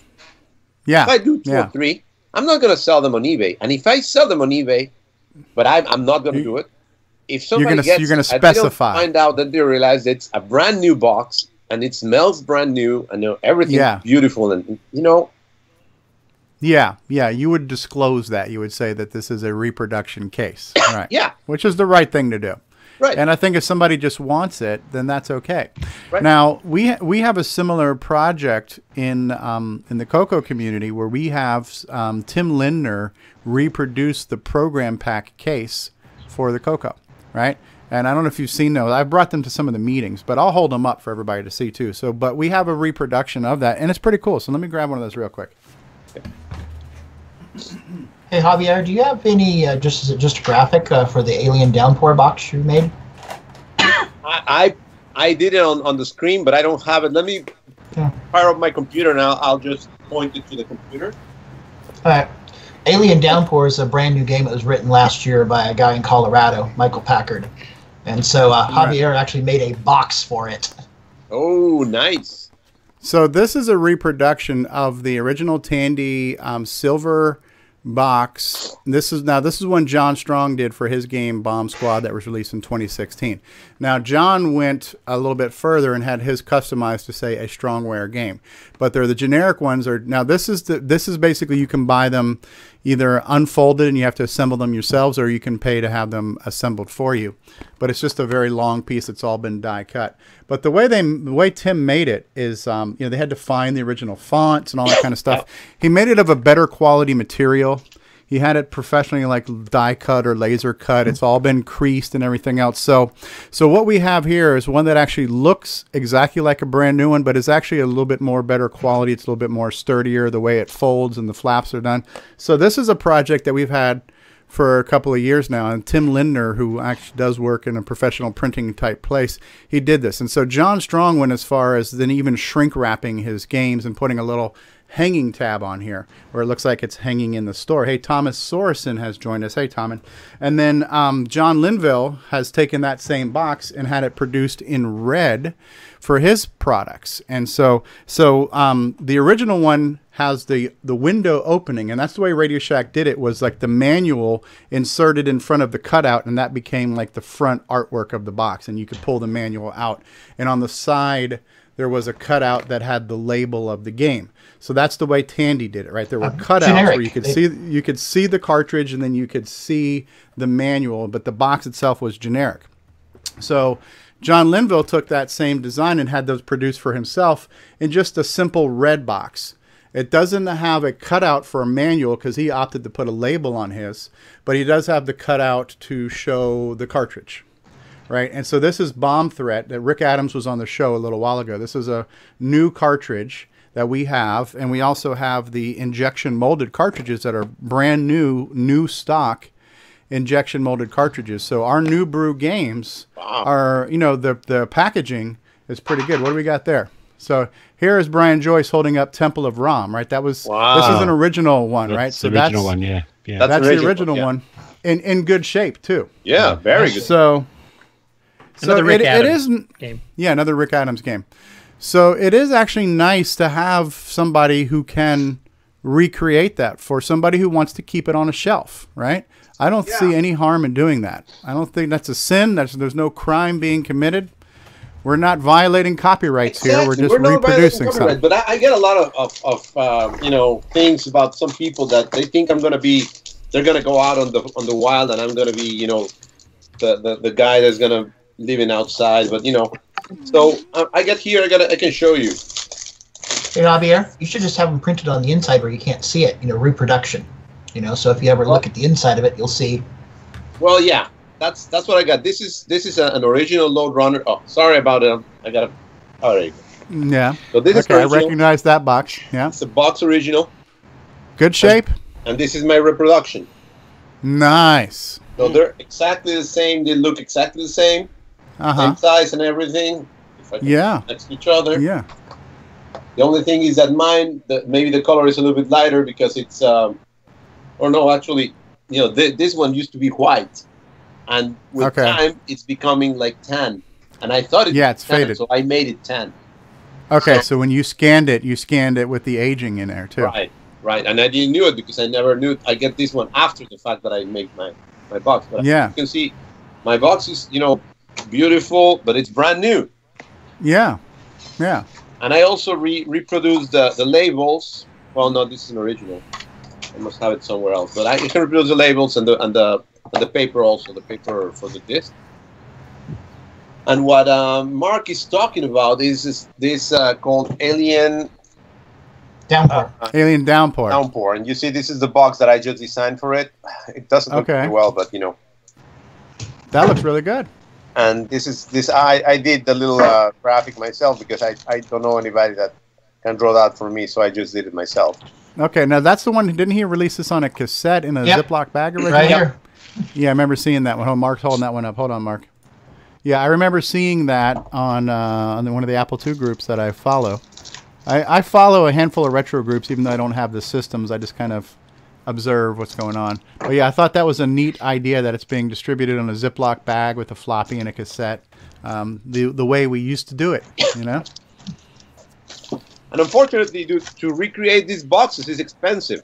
So people won't pay those, and I understand. That's what I'm telling them. You know, you don't want to do this, and no, he cannot buy 10,000 or whatever. He cannot buy a lot of boxes to justify it. So, and if you buy it one by one, it costs you around $35 to do each one. So yeah, so I have a similar idea what I want to do for my Cosmic Aliens game. So I'll show you what I just did, and I'm going to probably want to do some labels. But I found on Amazon, I've got brand new stock 5 1/4 inch floppies. These are all brand new floppy disks, and it was like 10 for $10. So it's not terribly cheap, but it's not super expensive. They've got like generic labels that came with them. Yeah, you don't want that. But I'm going to probably print something, and you can also get like brand new 3 1/2 inch. This is shrink wrapped box of 3 1/2 inch floppies, right? So, and so I'm thinking about re-releasing my Cosmic Aliens game for the Tandy 1000 on a 5 1/4 inch floppy and having a label printed up and having maybe a Ziploc bag or something for it. So I was thinking about doing something like that, and so right now my challenge is finding a way to get something on a 5 1/4 inch floppy, because I don't have any systems that are PC compatible with a 5 1/4 inch floppy. So I'm trying to figure out a creative way to read and write to these discs. And I think we had this discussion on Facebook. I think I can actually use one of my CoCo floppies with a 34-pin cable connected to like a Windows 98 PC. And I believe it's a 40-track floppy that I could probably use on a PC. I haven't tried it yet, but I bought the cable. Yeah, if it's a So 40 when I track have time- double-sided, it'll work fine on the PC. Yeah, so I'm thinking I can use one of my CoCo floppies as a PC floppy, connect it to a Windows 98 PC, and use it that way. What do you got there? Micro Fun, yeah. You can do, this is just reproduced, but it's exactly the same as the original one. They did it white. Yeah. And I also found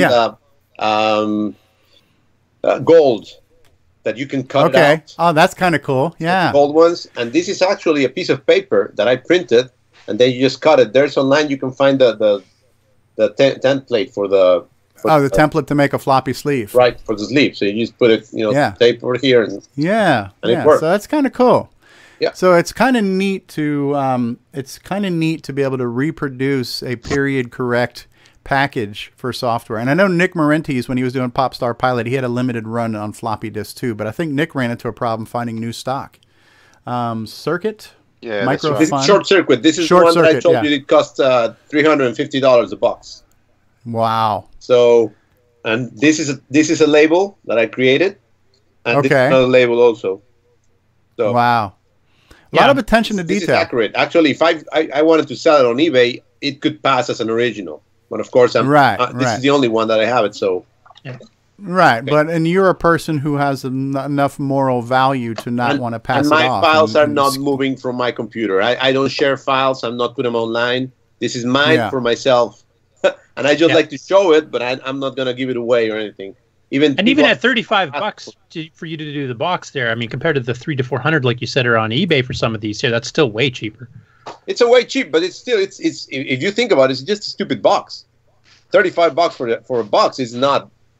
That's not cheap. I just do it because I like it, and I got the nostalgia. But yeah.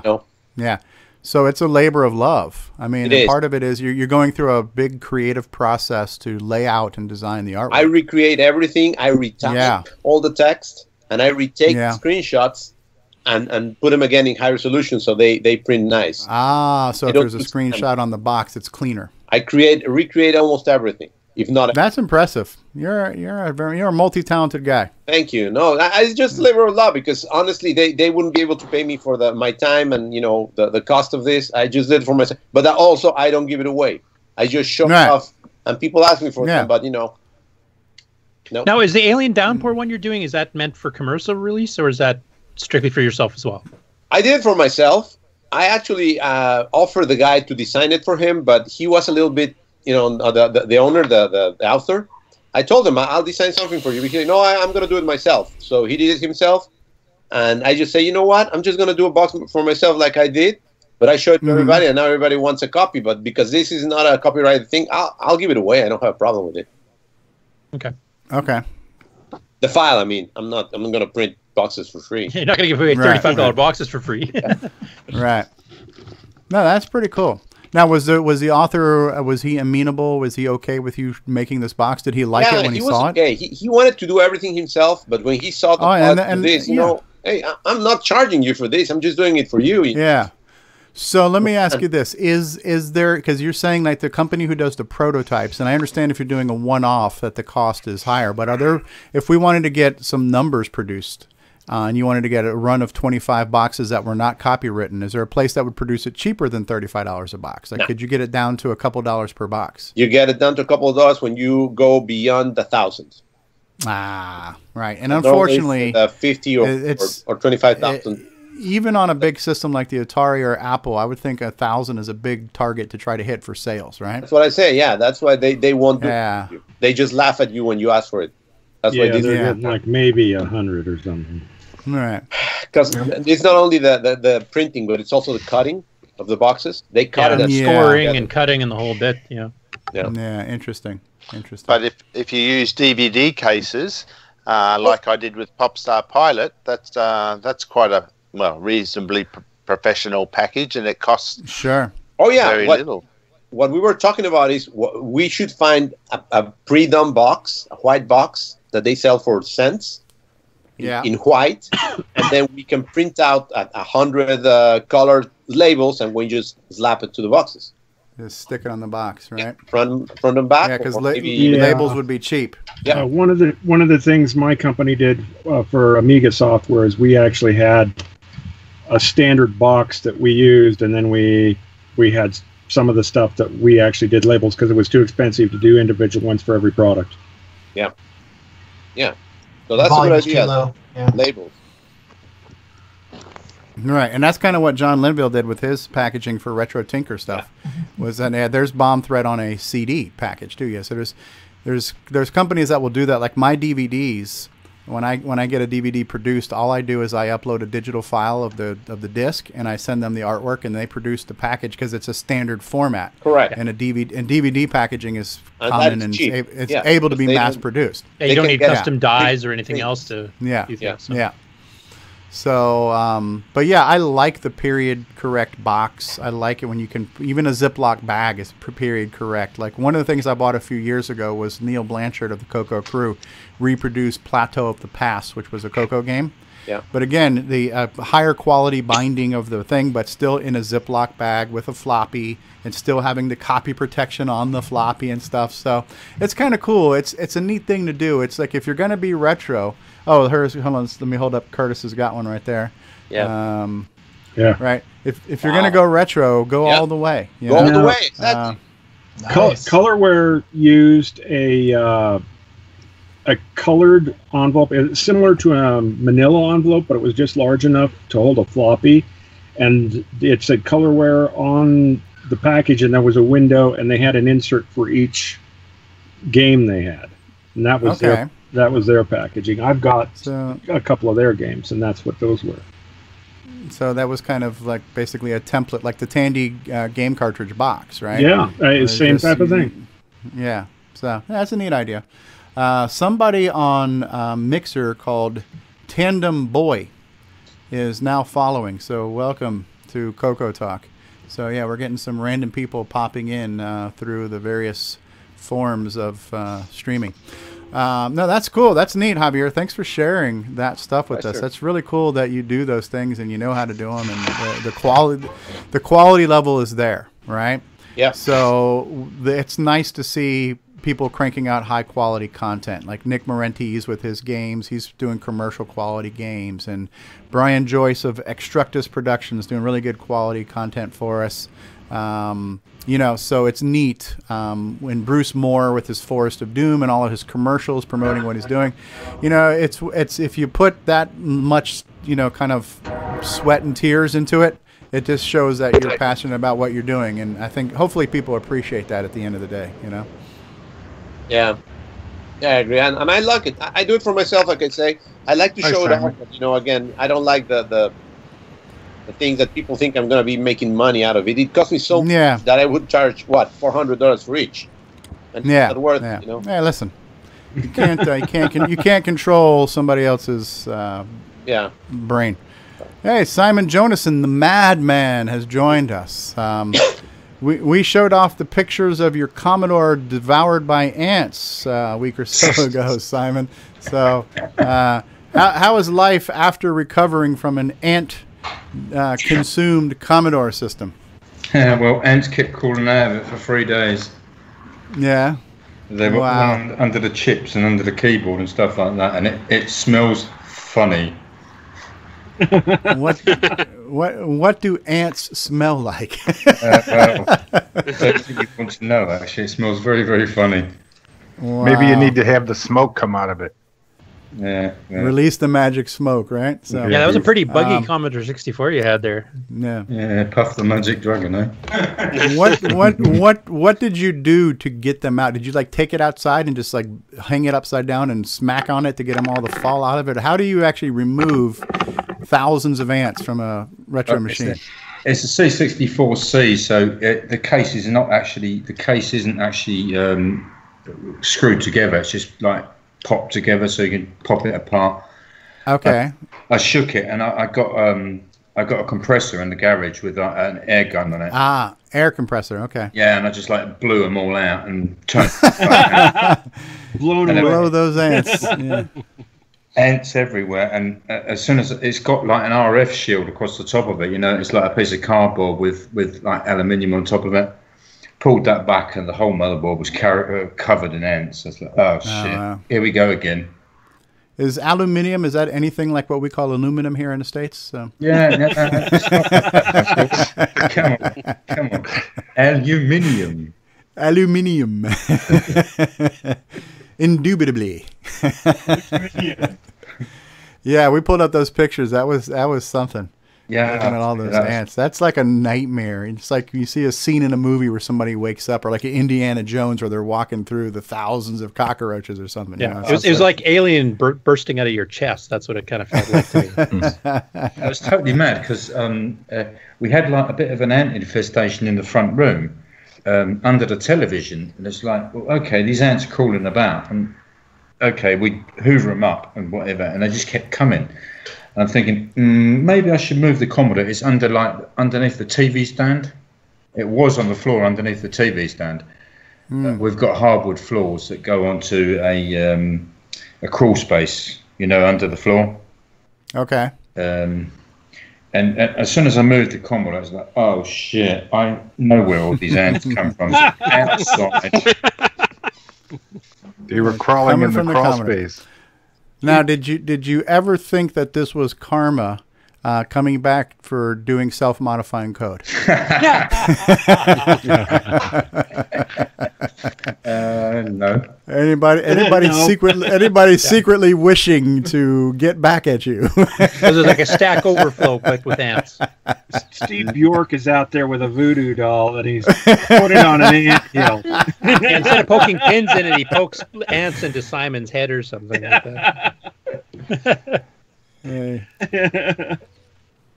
Hello to Thomas Sorensen, and also Dave Phillipson just joined us too. Dave says, better late than never. Hi, guys. Yeah, we're 2 hours into the show, and I'm not bored of being here, so we're still having fun, so we'll keep it going. I'm sure Jim Brain's not really happy that we're still on the air, but, you know, you can't I think he already fell asleep, so we're good. Oh, did he? Okay. Excellent. Very cool stuff. Hey, I got something. Ron Delvaux. Yeah, this is my dragon. And did you know that if you take your dragon and you plug them in with these ROM packs here, you can actually have software for your dragon? So the CoCo cartridges run on the dragon. They work. They run, but there are some differences that may pop up on a few games. Yeah, the keyboard ones, I think.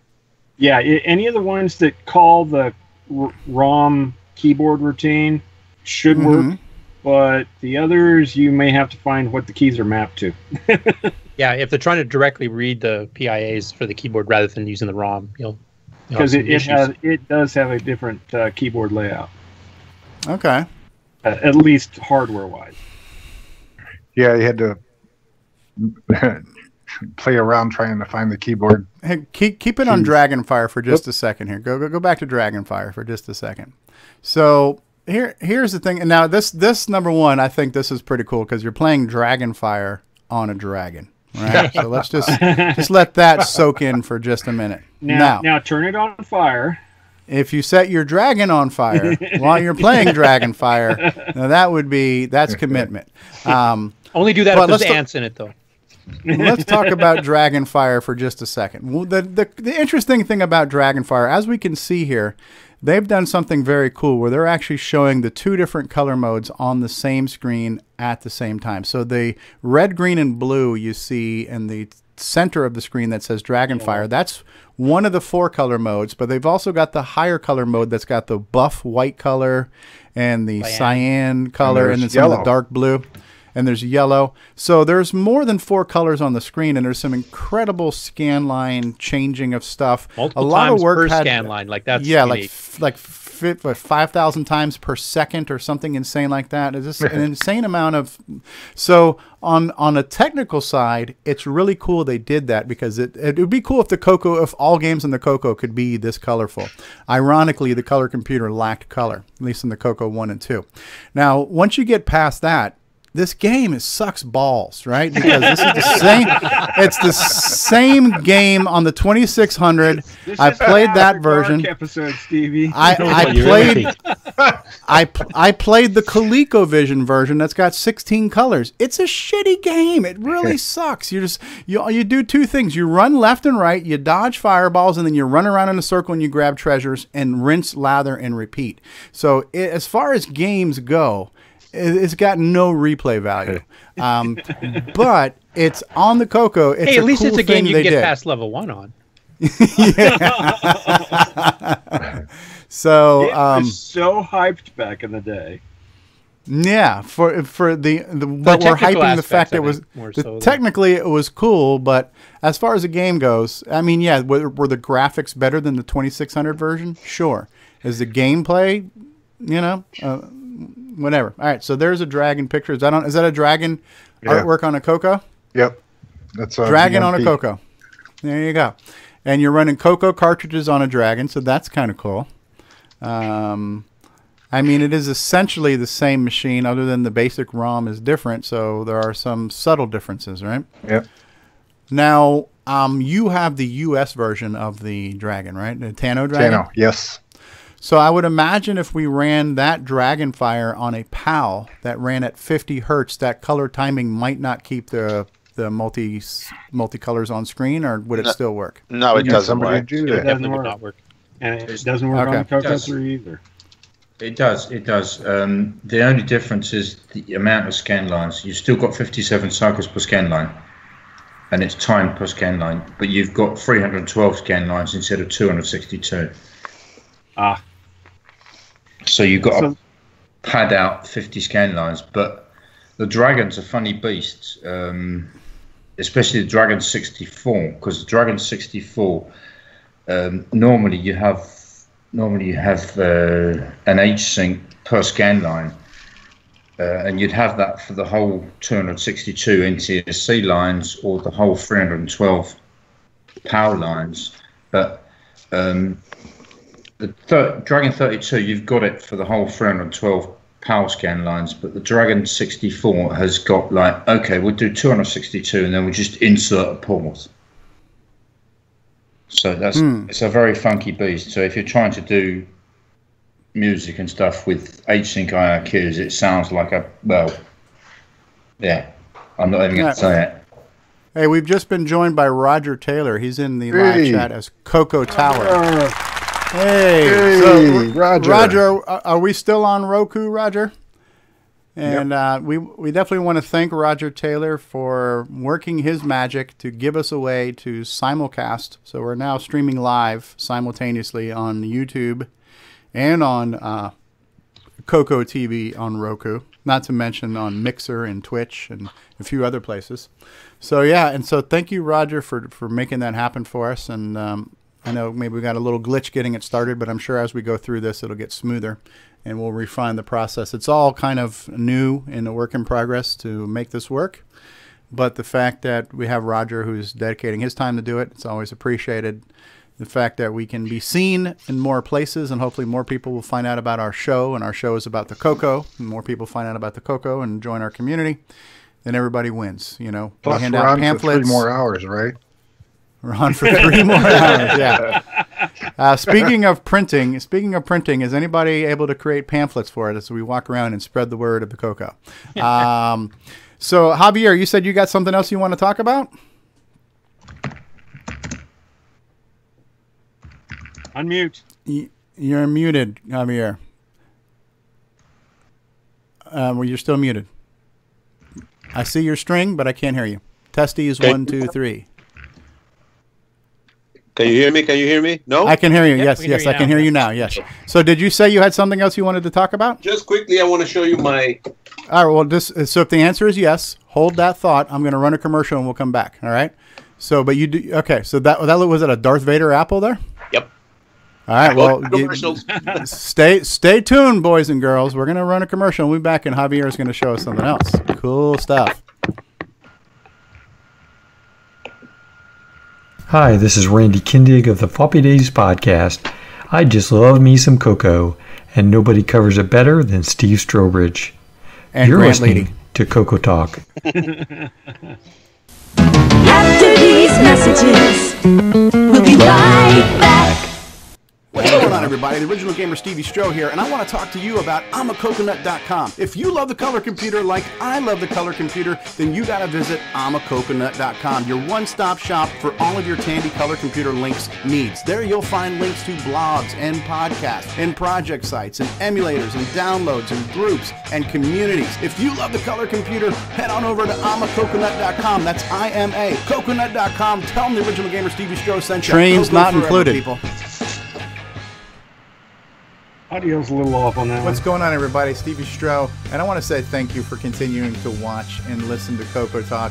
We love doing this show. We think we put together a pretty good show for you, but this show could be better with your help. So if you would like to send a feedback, a comment, a suggestion, a show topic, or maybe even your own little segment or bumper, then send it to us via email to CoCoTalk@CoCoTalk.live. This show would be nothing without you. Love to hear from you.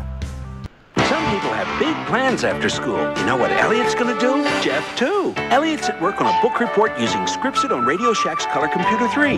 It hooks up to his TV. And Jeff's at his Radio Shack Color Computer 3 playing the newest football game. Joystick sold separately. What's Elliot doing playing new Super Pitfall? And Jeff's having a blast with a new math tutor. You never know what you might try with more than 100 programs for fun and learning. Radio Shack's Color Computer 3 comes with everything you see here. Other items each sold separately. Only at Radio Shack. James, and I think you failed to miss that this whole show's a little off. This show's been off before it started. Yeah, yes, that's good. That's because Grant's not hosting it. Grant knows how to run a show. What was I going to say? Real quick before we get back to Javier, that commercial just reminded me of something. So at the end, you saw the CoCo 3 with the little RF switch box to cable and those little manuals, right? Mm-hmm. So speaking of reproductions or what people do on eBay, now sometimes people will sell just the manuals for exuberant amounts of money, like especially even on CoCo stuff, right? So to buy like a CoCo basic manual, those things have sold anywhere between $20 to $60 for just the manual. So some people get it and they're selling it. They have no idea what it's worth, or they just figure I'm going to get a lot of money for it. And I'm sure that some people will pay that. What I do sometimes is I will actually buy another CoCo because it comes with a bunch of things like manuals and the cables and the RF switch boxes or cassette players. So sometimes you can buy an entire system with a whole bunch of value-added content for $60, $70. And so behind me, I've got tons of basic manuals because I've been lucky enough to buy systems that come with it. I would be hard pressed to spend $30 on a manual unless it was a book I really, really, really wanted. To me, there's a fine line to how much you want to pay for an old computer manual.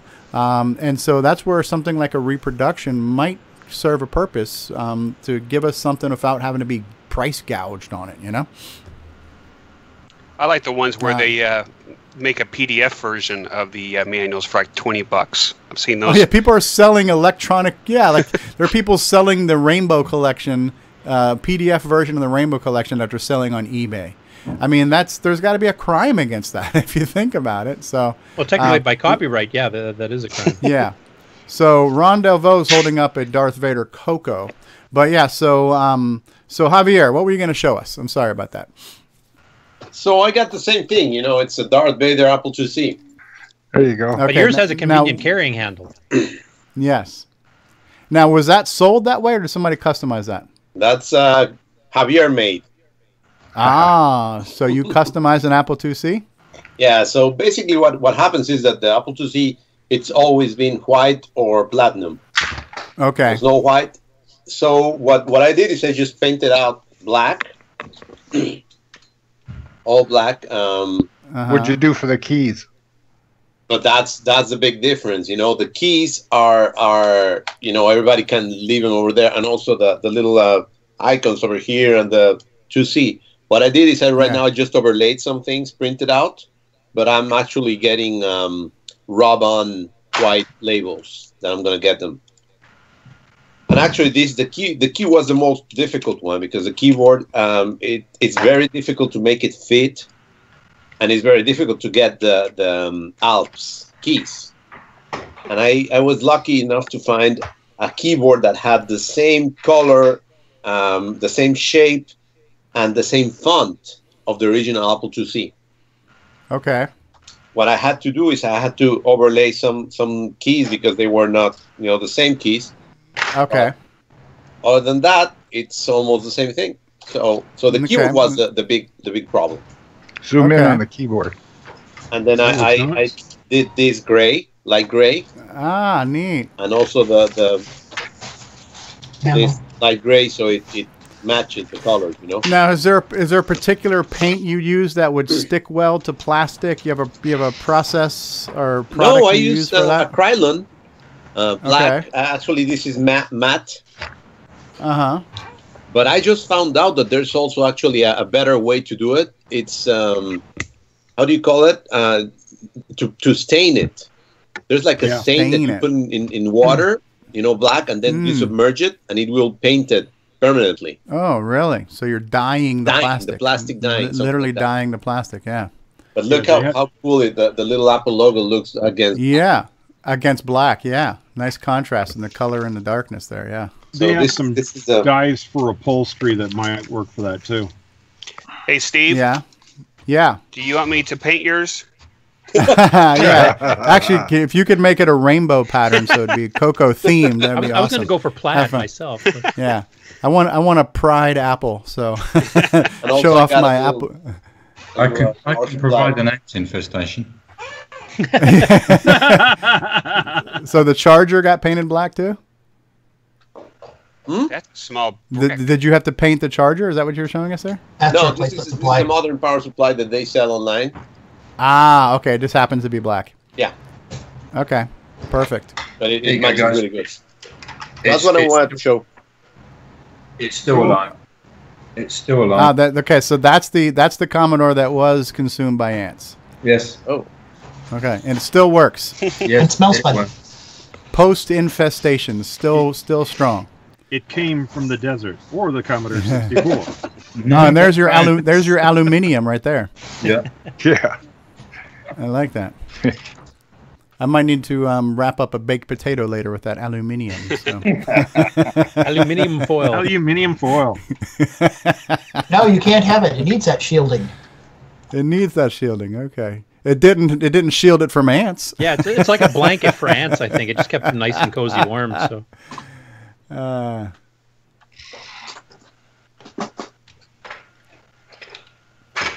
yeah, Jesus.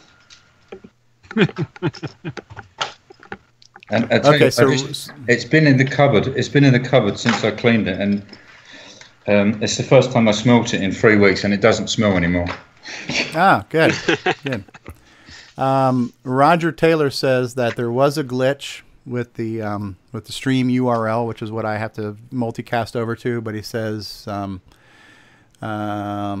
it's appearing on Roku. I have this sorted out, and we hope to have this for smooth operations from here on out. So, okay, so we are on Roku now, and hopefully next week when we go live at the beginning of the show, we'll start off live, and that's great. Thank you, Roger, for doing that. It's one of those things. It's something new and something that we're doing, and you got to just kind of get the glitches worked out of it, and hopefully we got that going right now.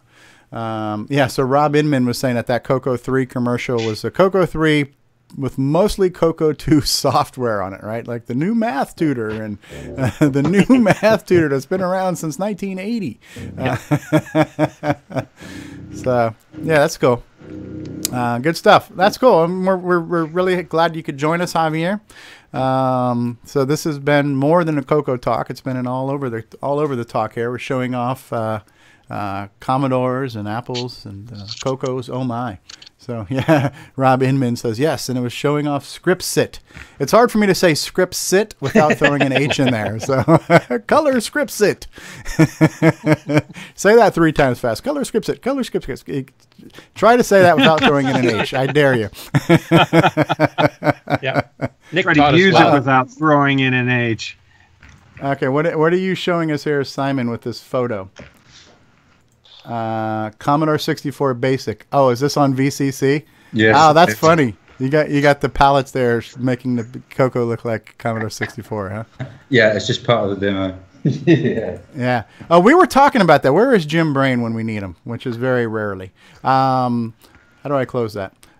Jim Brain, we were talking, was it last night? Last night, yeah. And so, yeah, we brought up this topic of the CoCo 3 manual. on how it deals with using the palette command to set palettes in the CoCo 3. And maybe this is a why did Tandy do that question. Let's go ahead and let's run that little board real quick. Tell me why did Tandy do that?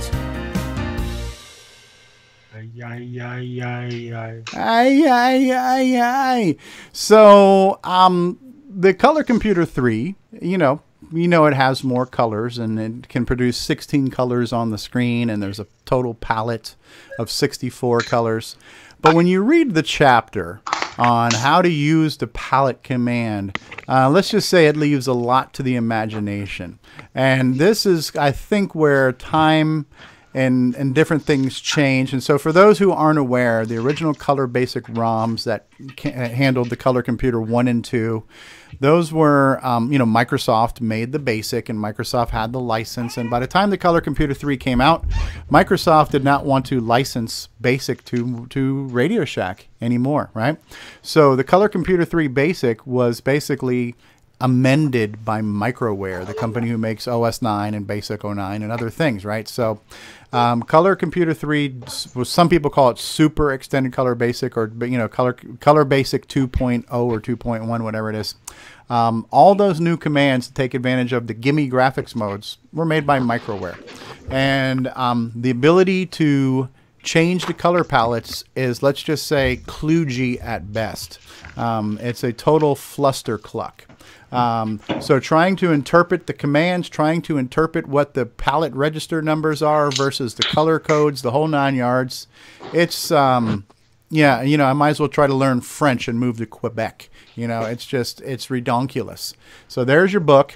And the nice thing about the CoCo 1 and 2 is that the manual was, here he comes, here's Jim Brain. But on the CoCo 1 and 2, the manual was very easy to read, very easy to follow. I mean, for Christ's sake, I was 14 years old and I read it and understood it to show you how simple it was. It's still one of the best basic manuals for any 8-bit micro, to be honest. But the CoCo 3 Basic manual, too, was obviously not written by the same people because it lacks that whatever. And here he is here, Mr. Jim Brain himself.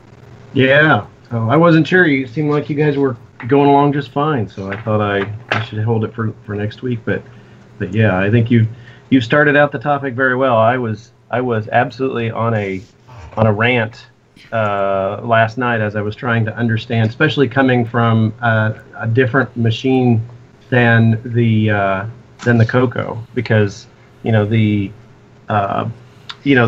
you said, the training or the basic manual or whatever, I mentioned I am retroactively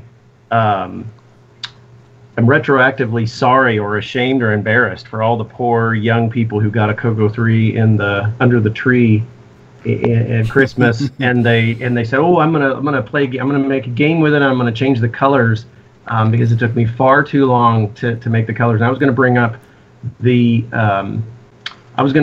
the deluxe, what is it, the extended color basic manual, because I just want people to read. I want to read some stuff to the folks about that, so that they can kind of get their own impression. So I've got the extended basic manual that you showed a picture of, and there is a whole section on colors. And so I go to section 8, which is colors, and so I just want to.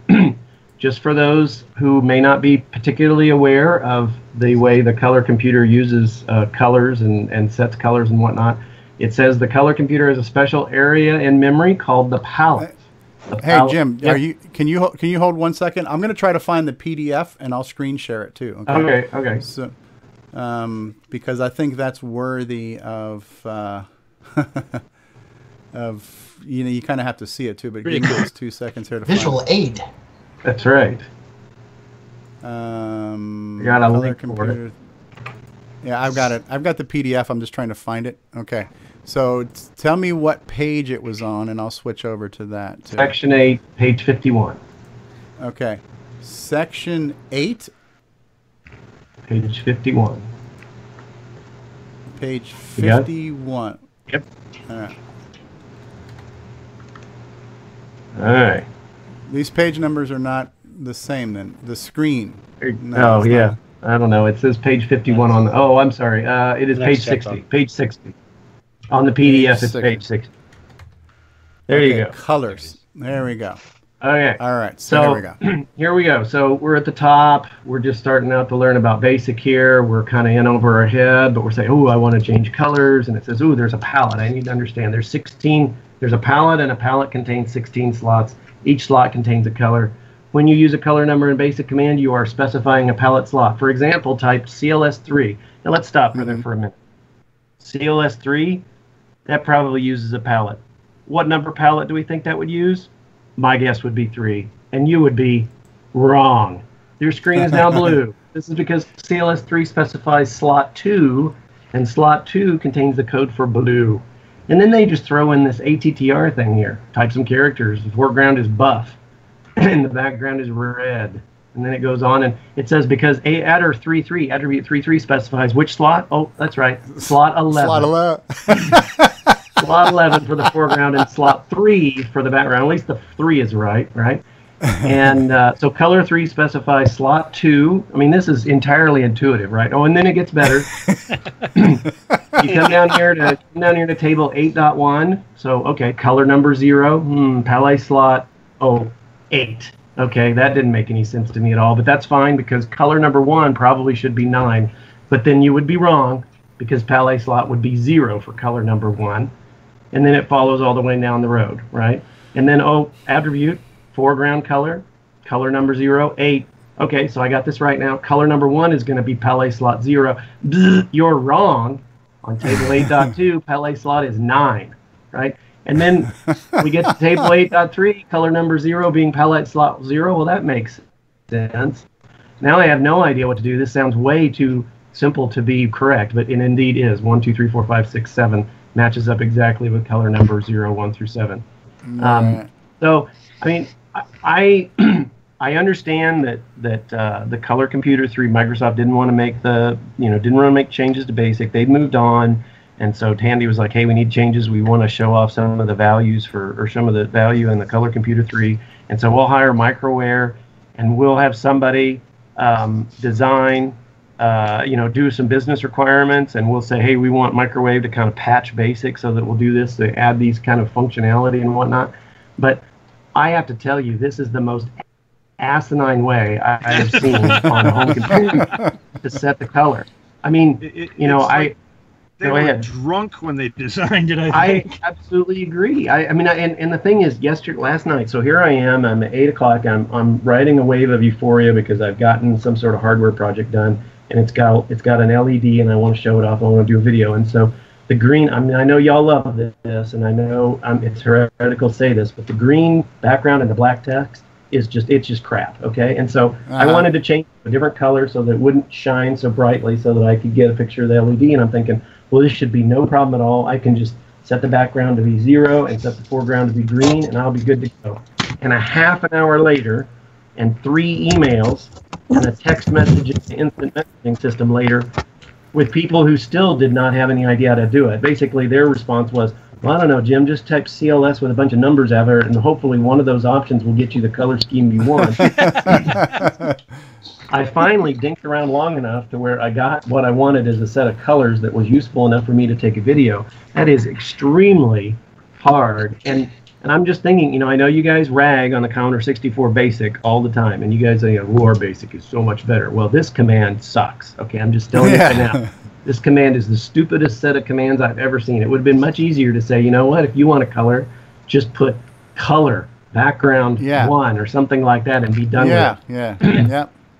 The palette command itself's okay, but the attribute command, you're right, it's messed up. Well, and somebody had to go through. I mean, what's up with color number 0 is palette slot 8, but no, color number 0 is palette slot, or color number 1 is palette slot 0, but on the next one, color number 1 is palette slot 9, and then finally color number 1 is palette slot 1. Who would have even that's an exercise in evil, in my opinion. Now, you were trying to do this on a 4080 column screen or on the 32 column screen? Because then 40 columns. 40 column screen. Yeah, because the palettes you'd set to change the color on 32 column screen are different again. That's 12 and 13. Yeah. Oh, well, okay, fine. You know, you guys, that is just nuts. Can you imagine being a 12, 13-year-old, you know, pimply teenage boy sitting in his basement trying to make the new greatest, you know, Steve Bjork game, and here he is. He's like killing. You're driving him to drink here, and he's not even old enough. He won't be old enough for 9 years. See, up here we call that a head start. I just posted something on the chat. I just posted something on the sideline. Yeah. I will look. Okay. Okay. Here's something that Simon just has here. All right, so here's your, here's what the colors are, but this doesn't give us like the number chart to tell us. Yes, it does. Yes, it does. That's just the palette register values, though. That's not the attribute command where you got to worry about what your foreground color number is and your background color numbers. I think that's here we go. Here's the other one. Here's your colors. Here's your 63 colors. All right, so your Color Computer 3 color chart. So this is the 63. This is the 64 colors you have available in each of your 16 slots to set your palette command to or your attribute command to. Yeah. But I think the point is that when you use the attrib command, that the numbering scheme they came up for the foreground color attributes versus the background color attributes don't even match this chart here. Because if you just had a constant thing where color 0 was black at all times, and I could say, all right, I want my background attribute to be 0, that's black. I want my foreground attribute to be 16, that's green. Boom, we're done. But it's a sliding scale. It's a whole lookup table for if you want to use the palette command, it's this number. If you want to do background attribute, it's that number. You want to do foreground attribute, it's this number. Yeah, they've just reinvented the wheel multiple times. Yeah, well, it's supposed to come with a decoder ring, though. Which something. It's like trying to do an Apple II high-res screen, trying to draw a picture in order where you have to jump 8 scan lines and then by 4s. And, and use all the bits but the 8th one, and And I get that. I guess the thing is that on the Apple, it's it's like, okay, you want to change color, it's going to be hard, and we're going to, it's going to be hard, and you're going to have to learn a lot in order to change color. And so when you get done, you have this great sense of accomplishment. I didn't have a great sense of accomplishment last night when I got colors. I'm like, you purposely put commands in here that made it harder under the guise of making it easier. Yep. Yeah. Now, I think part of the confusion is because we do have 4-color and 16-color modes. So they're trying to use, they probably had difficulty creating the command so that it would work the same way. It's the palette varies depending on which mode you're in. But this is a text mode. There is only the 16-color mode in basic. Yeah. Oh, yeah. Sure. Yeah, there is. That's right. Because remember, you have to use H color if you're actually doing graphics instead of trivia. That's right. Right. Yeah. Right, and so Brian Joyce has got something up on the screen here with some of the palette stuff too. But yeah, it's very kludgy. So I guess my thing is, this is probably less of a why did Tandy do that, and probably more of a Tandy should have never done this. Yeah, it would be interesting to hear because my understanding was that they tried. Tandy actually gave the specifications to Microware for what they were supposed to do. So was this Microware's choice to do this, or was this Tandy's choice in the spec? I don't know. I can't imagine. Part of my day job is to put large scale systems together, and so I deal with business requirements all the time. And I am struggling for the life of me to understand how a document would be constructed that would represent what this actually is. So we're going to have this command, and it's going to use these numbers, and there's going to be this lookup, but you can't use the same lookup for the one command as you use for the other command. And then if you're in RGB versus composite, it's going to be a completely different set of numbers, and they might be the same colors, but they're different numbers. But we need to make it easy for the user. And oh, by the way, we are not going to give the user any kind of command that would allow them to see what the current colors are that are being used, right? You can set new colors, but you just have to go through all of them and see what they map to. You can't say, what am I currently running? What is the current colors, right? I don't even know what buff is, right? So, the key is and it's really not the color I'm really interested in. It's really the color number, right? I don't know what the number is for the color, so I thought, well, I'll look through this manual. There's got to be a command. There's a poke command, so there must be a peek command. So I'll see that there's a read the attribute or read the palette that I'm currently using right now, and then I could just use those numbers and figure out a new set of numbers, and I'll go where I'm going to go. Nope, there's no such command. It's like trial and error. Yeah. Internally, the text screen, the 48 column text screens is basically, it's 2 bytes. One is your ASCII character code, well, it gave me character code 0 to 127. And then your attribute has 3 bits for your foreground palette, which is 0 to 7. There's 3 more bits for the background, which is palettes 8 to 15, which makes sense. And then there's a blink and underline attributes. So, underlying the hardware is actually easier than the way they set up basic. Ah, yes. And that's the thing. I was thinking about 20 minutes into it last night. I was thinking, you know what? Let me just look up the gimme registers and I'll just set them the way I need them and use them that way, because this is way too complex. Yeah. Now the palette command itself, which just tells you which slots 0 to 15, which of the 64 values you want, that's fine. It's the attribute command that has the messy crap in it. Well, yeah, I use palette to store a different code in slot 2, so you're putting a different color in palette 2. Yeah. Now for the CoCo 1 and 2 modes, you are hard coded because they had to reserve which palettes were going to duplicate the screen 1,0 4 colors, and which is screen 1,1 4 colors. What your orange text screen colors are going to be, what your green text screen colors are going to be, which is what we're kind of fiddling with here on the split screen. But so that kind of made some sense. It would be a little bit different, but yeah, they made it unnecessarily complicated with the CoCo 3 modes. Okay, the first thing right off the bat, I'm going to do a CLS 3. Why in the world am I using slot 2? Since when did 3 equal 2? Because 0 is a number. No, but CLS 0. Yeah, but CLS 0 is black, so I mean it's still inconsistent. Yeah, and I think the reason why they did that was they wanted to match the original color codes of the CoCo's 9 colors. Where on the CoCo 1 and 2, color 0 was black, color 1 was blue, 2 was yellow, 3 was red, 4, so on. So 5 was buff, whatever it was. So the 0 through 7, I think at some point in time they're trying to match those color numbers for text, so they match the original CoCo colors, 8, 9 semi-graphic colors. So it's kind of this weird lookup table to make those. There's also the artifact this. colors that are stored in there if you're running composite, because you have to do the P mode 4. That would get that weird purple screen when you boot up, because that's shifting the colors around. So there's a few things in there that are a little bit odd, but I mean they could have mapped it in BASIC better than they did. Yeah, the attribute command's a mess. I will agree. No doubt. That's what's Brian doing? Brian's peeking into something here. Yeah, and unfortunately too, like I had a CoCo 3, but I think I got my Tandy 1000 right around the same time. What the hell is that?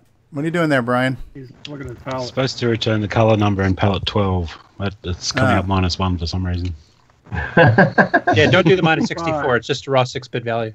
Okay. Just hit up arrow to repeat your last command. Oh, I'm sorry, it doesn't do that. No. It doesn't all the time. Cool. Yeah, it's confusing at best.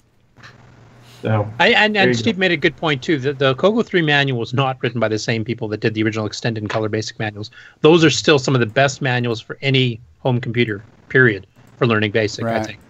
It was widely praised at the time. Like the original Apple II manuals are just a mess as far as if you're a beginner. How did they list variables AEXPR1, AEXPR2 if you had 2 options for a command? What the hell does that mean?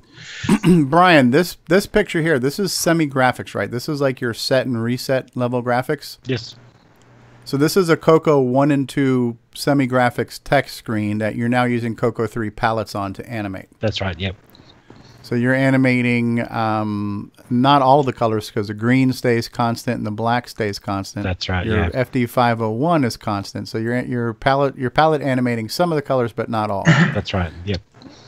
And are you going through all 64 colors, or you just have certain ones you've just decided you wanted to use? That's picking random between 0 and 63. Oh, so it's just randomly paletting those particular color slots. Yep. Okay. Yeah, so the fact that you can do it is cool. Jim Gary is back. Oh, so Jim must have ran off to dinner, huh? No, it's a valid, frustrating point, right? Agreed. Trying to do that. Like I say, I don't remember doing too much in CoCo 3 Basic because I was already working on Tandy 1000 Basic at that time. So I don't think I spent a lot of time digging into it. At some point in time, I'll probably get back to it and start messing with CoCo 3. So when I get to this point here, I will probably want to find a way to simplify this for my own brain, because that's the only way my mind works. I've got to break things down simply. Once I can look at it and see it and wrap my simple mind around it, then I can use it. So now the Tandy, the MS-DOS style basic has the attribute command too. Is it as wonky as the CoCo version, or is it a bit more straightforward? I haven't used it in so long I can't remember. What was the question again? Using the ATTR command in DOS, basically. No, actually in there, they're just different colors, right? So I know there was a way to change the foreground and background color, but you had 0 through 15 were your 16 shades, and then when you went to 16 through 31, that was like the blinking version of it, so it was just a higher color value for your foreground. Okay, and the CoCo one I think does comma F and for flash, or or comma B for blink or something like that. Something like that. So so I think I don't remember what you had to do to turn on the underline attribute, but the blinking attribute was just adding 15 to the value, or 16 to the value. So 0 would be 16, 1 would be 17, and so okay, yeah, because the CoCo was basically you did comma B for blink and comma U for underline. But I don't remember how to set the background color in DOS Basic. It's been so long. There you go. So here's your palette. So you're changing your background. So palette 12 is the background or the foreground? That's the foreground of the 32-column text screen. Okay, so palette 12 is the foreground. You set that to 63. Palette 13 is the background. You set that to black. Yep. So you pick the highest and lowest colors. Yep, so white and black, would be white, right? So your white text in your foreground, your black for your background. You loaded in your splash screen file, which is your semi-graphics thing, and then you just hit a random. So random 7 is your different colors. You picked a different color slot, and then paletted that with a random color value of 63. You didn't use black 0, so you're getting 1 through 63. So the visible colors, and then until you press a key, it just keeps redoing that. Yep. That's pretty cool. Simple little program. Simple palette animations. Now, unfortunately, if I go back to the picture that Simon showed us, and you look at the color values here, there's not a lot of rhyme or reason to how these colors play out either. So when you look on the higher number ones here, it's like really pastel-ish. Is this the composite chart or the RGB chart? Because they're different. RGB. You know what I mean? So it's like really kind of weird. Like to me, RGB, it should be you've got, you know, four versions of red, 4 versions of blue, 4 versions of green, and so it's really kind of, to me, it's very inconsistent how these colors work out here. Actually, it does make sense though, because they're based on the bits. Do you want to 2 bits for R, 2 bits for G, 2 bits for B? Oh, are they? So if you did bit patterns, it would make sense. It does, yeah. Composite, on the other hand, has 16 basic colors and then basically adds more white to them as you go through. Yeah, it plays with intensity. More washed out. Composite just plays with the intensity. Yeah. Okay. But they're totally different from each other, which is a pain in the ass. Yeah. We wouldn't know, unfortunately. The first, like, see here on your 0 through 7, this is almost like the CoCo 1 and 2 sets of colors, although it's like a darker version of those colors. But there's your black, blue, green, cyan, red, magenta, yellow, buff, right? And just in a weird order. In this order here, this is where that attrib command takes these numbers and makes them something completely else, you know? So it's all over the place. So maybe we can get James Diffendaffer to optimize the CoCo 3 Basic and have it make sense. Except you would break backwards compatibility with all the people who had to figure out this mess in the first place. So you have to make special Jim Basic. They'd be cussing all over again. All right, so it's a great question. And most of the time, and here's a spoiler alert, most of the time when we're going to say, why did Tandy do something? It's because they were cheap bastards and they were trying to save money, right? So, well, that's always the answer. Spoiler alert. And the thing is, too, Microware was not that familiar with the Basic. They kind of had to do that in a rush panic hatch job, from what I understand, because I think Tandy was approaching Microsoft and trying to get them to do it, and then they refused and they didn't want to delay it, so they kind of threw it at Microware, who was busy trying to, port OS 9 at this time and add the windowing system and everything else. That little piece of code probably got put on somebody that really didn't want to deal with it, and he did it intentionally. It shows. It shows. Yeah. It's basically a way to coerce you to. You might as well just get Basic 09 and be done with it, guys. Come on. Yeah, here you go.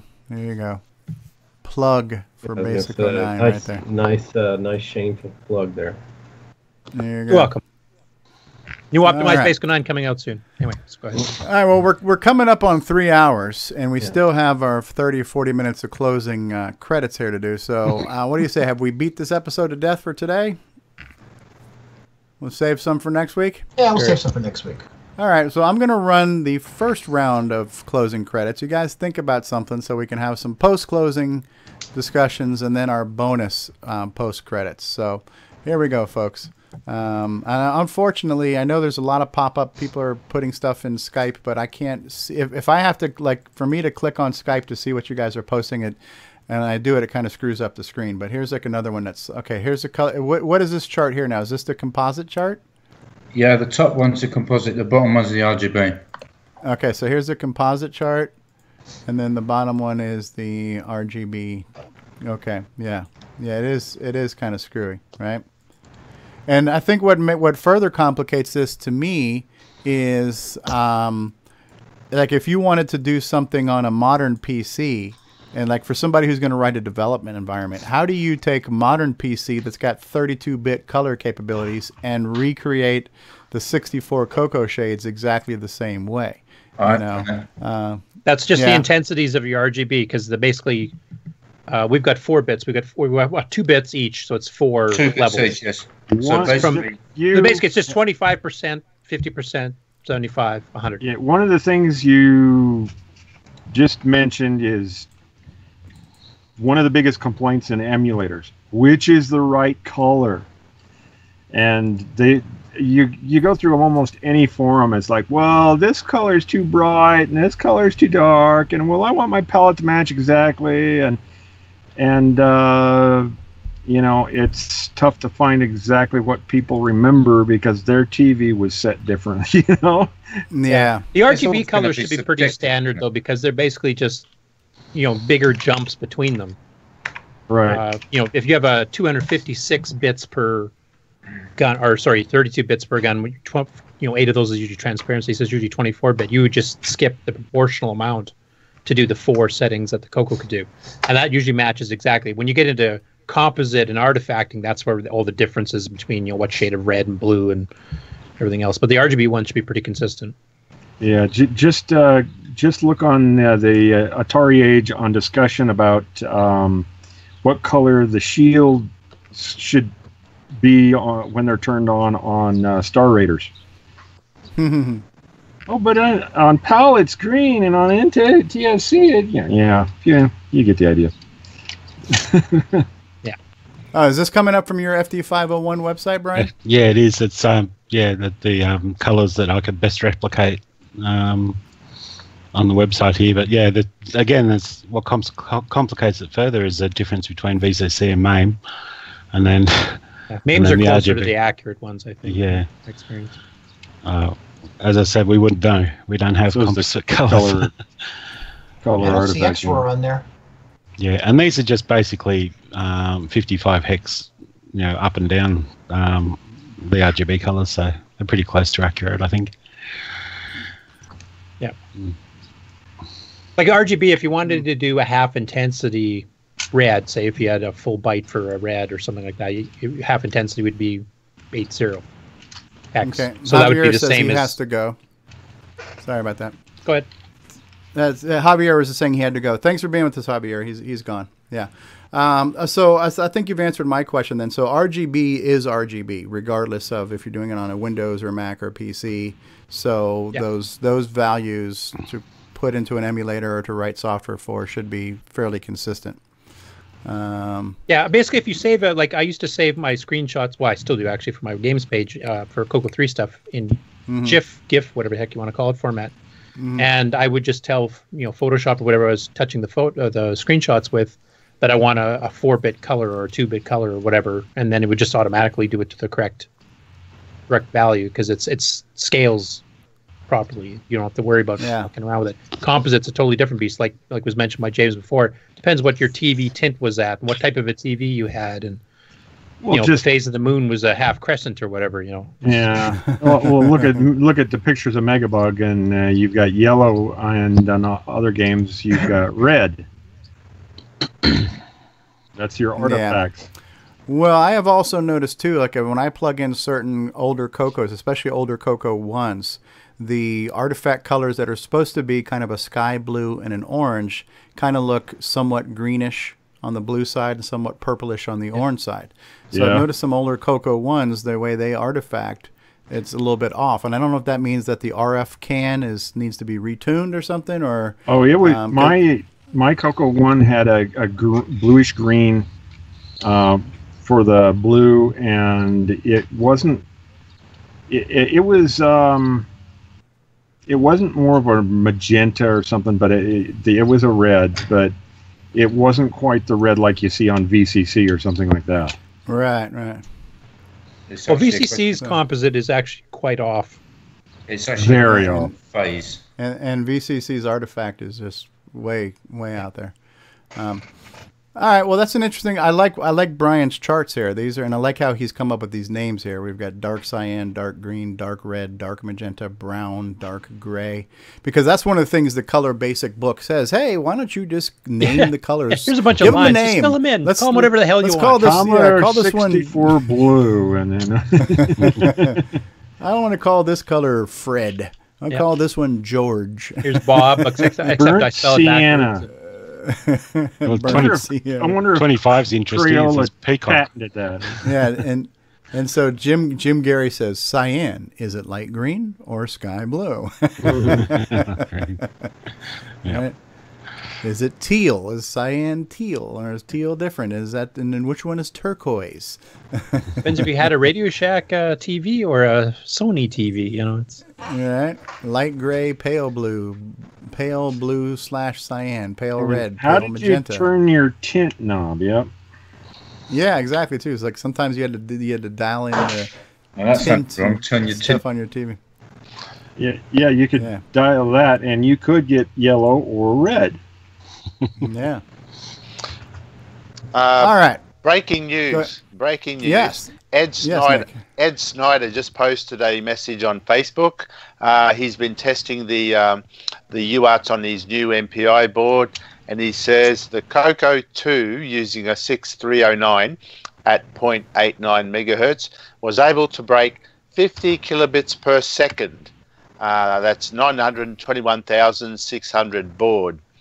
Wow. Which is kilobytes then, not bits. KB, yeah, whatever. Is the B big or little? Is it uppercase? I'm not. It's big. Okay, so that's bytes then, kilobytes. 50K per second. A CoCo 3 running double speed should be able to max out at 921,600 connection. So, yeah, fast serial is on its way. Fast serial. That's Where's right. David Ladd when we need him? That's right. I was about to say, David Ladd will be happy. Well, and David, we lost David at some point in time. Yeah. We lost David sometime during the show, but we would be remiss without not running a What Did David Ladd Break This Week video, even though he's not here. And since Brian's here, the creator of these, let's go ahead and run one of these real quick. He broke his Skype connection.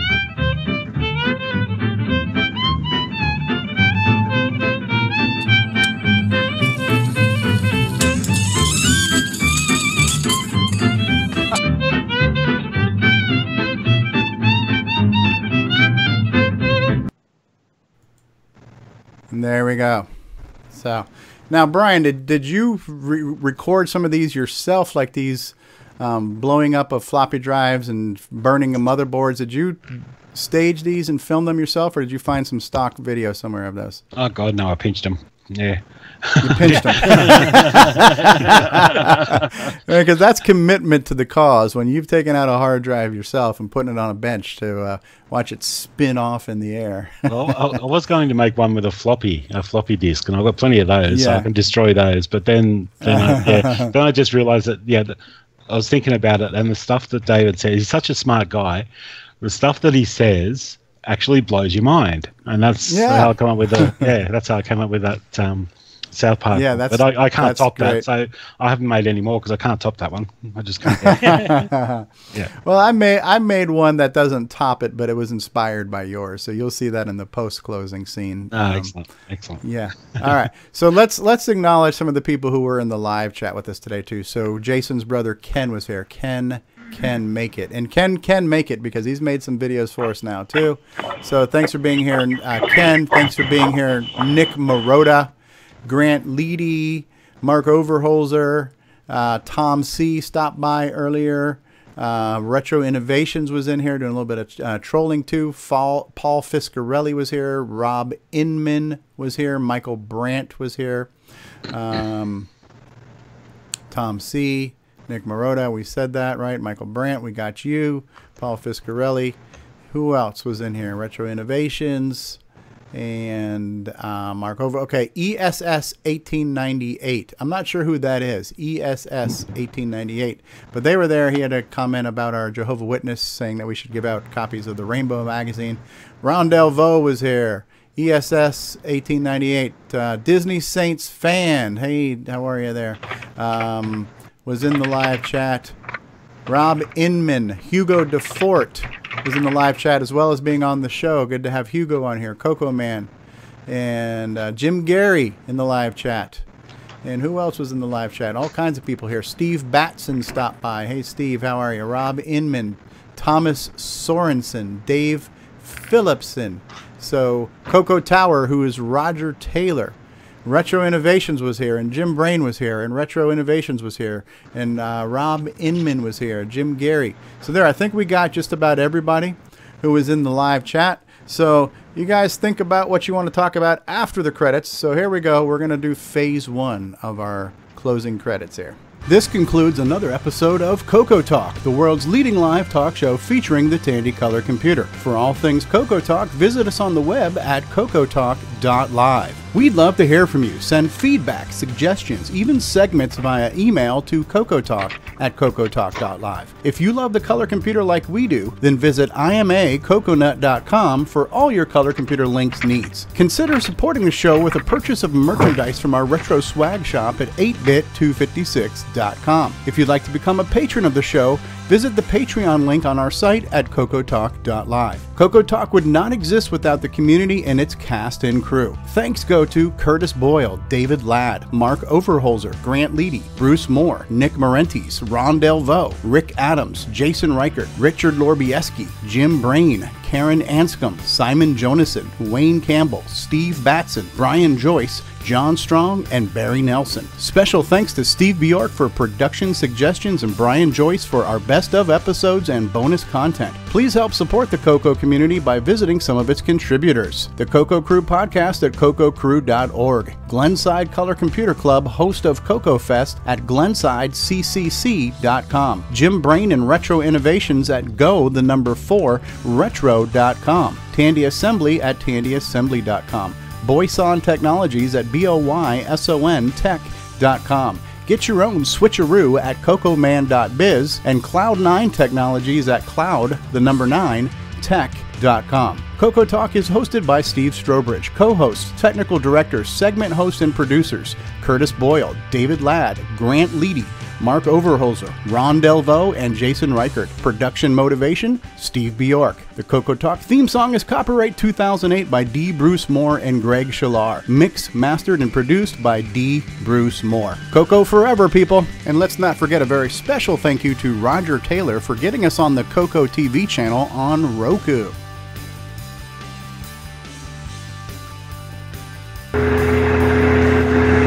Where's that humming coming from?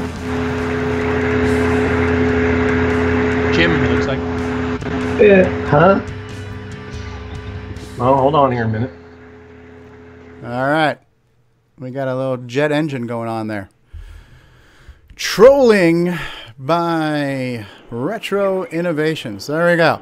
All right. So there's where we just have random noises break in? That is it. This is Noise Talk. The how to make sound on a podcast. So, yeah, good show, guys. 3 hours now. Not too bad. I enjoyed being here. I thank you all for being in the panel. Ron Delvaux, you falling asleep on us? Nope. Okay, your head was kind of leaning to the side there for a second there. It's getting heavy. So he was just about to look at the Australians, you know. Yeah, upside down. Yes. So no longer on the panel, but Rick Adams was with us earlier. David Ladd was with us earlier. Javier was with us. Pretty cool to see what Javier's been up to. He's doing all kinds of cool stuff. So Bruce Moore is still with us, and so is Grant Leighty and Mark D. Overholser, Nick Marentes, Curtis Boyle. Thanks for stopping by. Jim Brain of Retro Innovation. Simon Jonassen's here. Jason, the Coco Man Reighard, is here. Brian Joyce in Australia, properly upside down. And James Diffendaffer is here. And Ron Delvaux and I have been here too. Stevie Stroh. And we still have 19 people watching us live.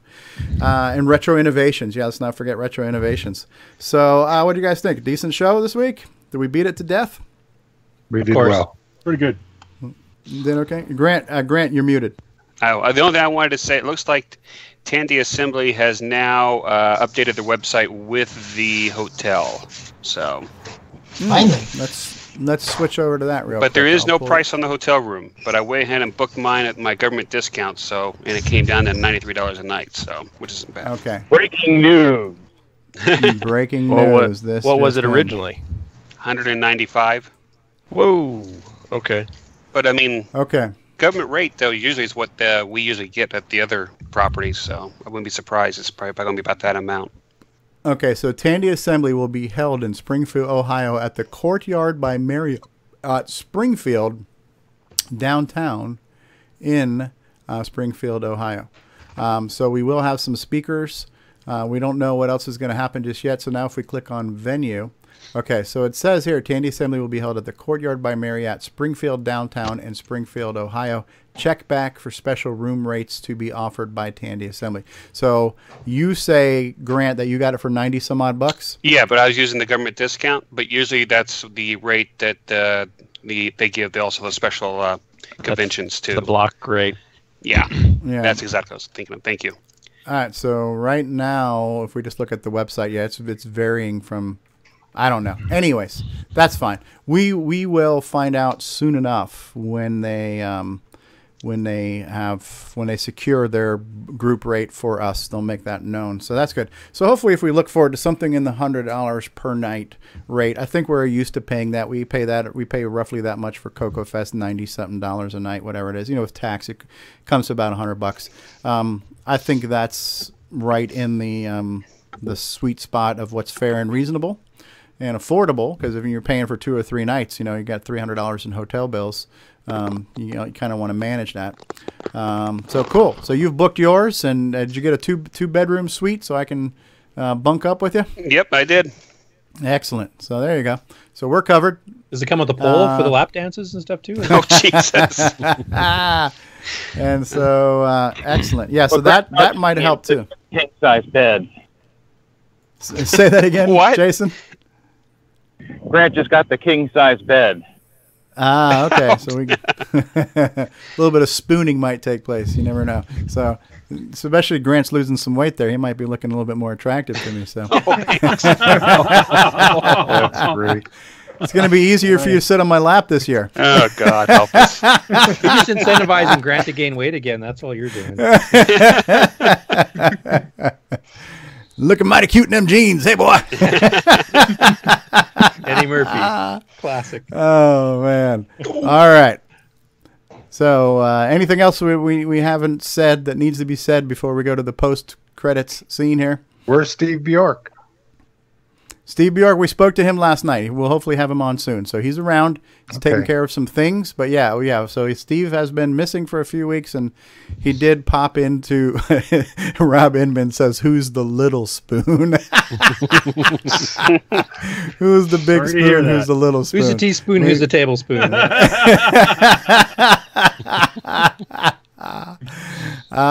So hopefully we'll have Steve on in the very near future, but we did speak to him on Discord last night, so he's around taking care of some things, and hopefully be back to us soon. I missed the guy. Yeah, likewise. So we haven't had any bashing of the MC10, or nobody's been critiquing Simon's code or anything like that. So no, because I've not been there. I'm just waiting for Simon to do self-modifying 6803 code, because then Steve's head will explode. What do you think the vectors were? Yes. All right. Well, here we go. It's time for the post-credits scene, folks. Enjoy this with a little bonus David Ladd at the end. Hi, this is Antonio Jimenez, author of such projects such as the Stevie Throw Devil and the SD Pack, and you are watching CoCoTALK. 3, 2, go. I'm behind you making faces. Okay. you have a script? You're rolling, Curtis. You say whatever the hell you want to say. Well, give me some kind of guideline. Hi, this is Curtis Boyle. Hey, this is Eric, and you're listening to CoCoTALK. All right, we're rolling. You say whatever you want to say, David. Keep making faces. Nation, world's leading weekly handy computer. Something like that. Hi, I'm Tim. Playing Daggerith like that idiot from the book. You're watching CoCoTALK. Thank you, David Ladd. Now get back up there for 1 second. Oh, jeez. Come on. What? Let's get some drive wire, TTL, ESP. No, we don't need any drive wire or TTL. Hi, it's Curtis Boyle, part of the CoCoTALK crew of people. Hi, we're on Delvaux Timberman. To experience Coco Fest, you must come. Do you need this? I brought the only working MC10. I could not get. Couldn't get a grant. By certain someone you know. The world's leading weekly CoCoTALK show. Yeah, something like that. Hi, this is Rick Adams, and I'm the author of Temple of Brahm, Shanghai, and now Bomb Threat, and you're listening to Steve Stroh on CoCoTALK. 8-slot MPI, floppy drive, CoCo SDC, Sound Speech Pack, Orchestra 90, RS-232 Pack, Modem Pack, Super IDE. You start adding all those together if you want them all usable at the same time. Well, guess what? You just went over the 4-slot MPI. There we go. And that was one of the questions on the CoCo Crew podcast was, give us a reason why you need more than 4 slots. Well, David Ladd just mentioned like 9. And so, listen, somebody's got to help support Jim Brain. So if Jim's going to make these things, somebody's got to come up with a reason for us to use them, and that's what David Ladd's good for, right? So, that's right. Who does Jim's warranty repairs? Greg, you're doing those.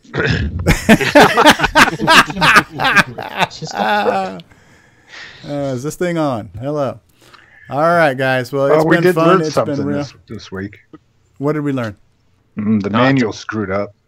Well, I was going to say, not to be on the show. Is that what we learned, or what? I'm just glad I'm the only one who doesn't understand the ATTR command. Yeah. ATTR Rob Inman says 3,2. Rob Inman says those 16 slots aren't going to fill themselves, right? So we need more hardware projects to fill up those slots. Right. Brian, we really appreciate having you on the show. It was nice to have you there. Thank you very much. Thanks for having me. Thanks for making it. What's going on with the VU meters here? Were you measuring how bad the show is this week? Nah, just checking on the volumes. We should be pegging the red if that was the case, Steve. That would be the PU meters. PU, right. All right, guys, we are wrapping up this show. Thank you all for being here. Thank you for the people who watched us live, and we'll see you all next week. Take care, and look for the audio and video podcast very soon this weekend. Take care, guys. So long. Okay, bye.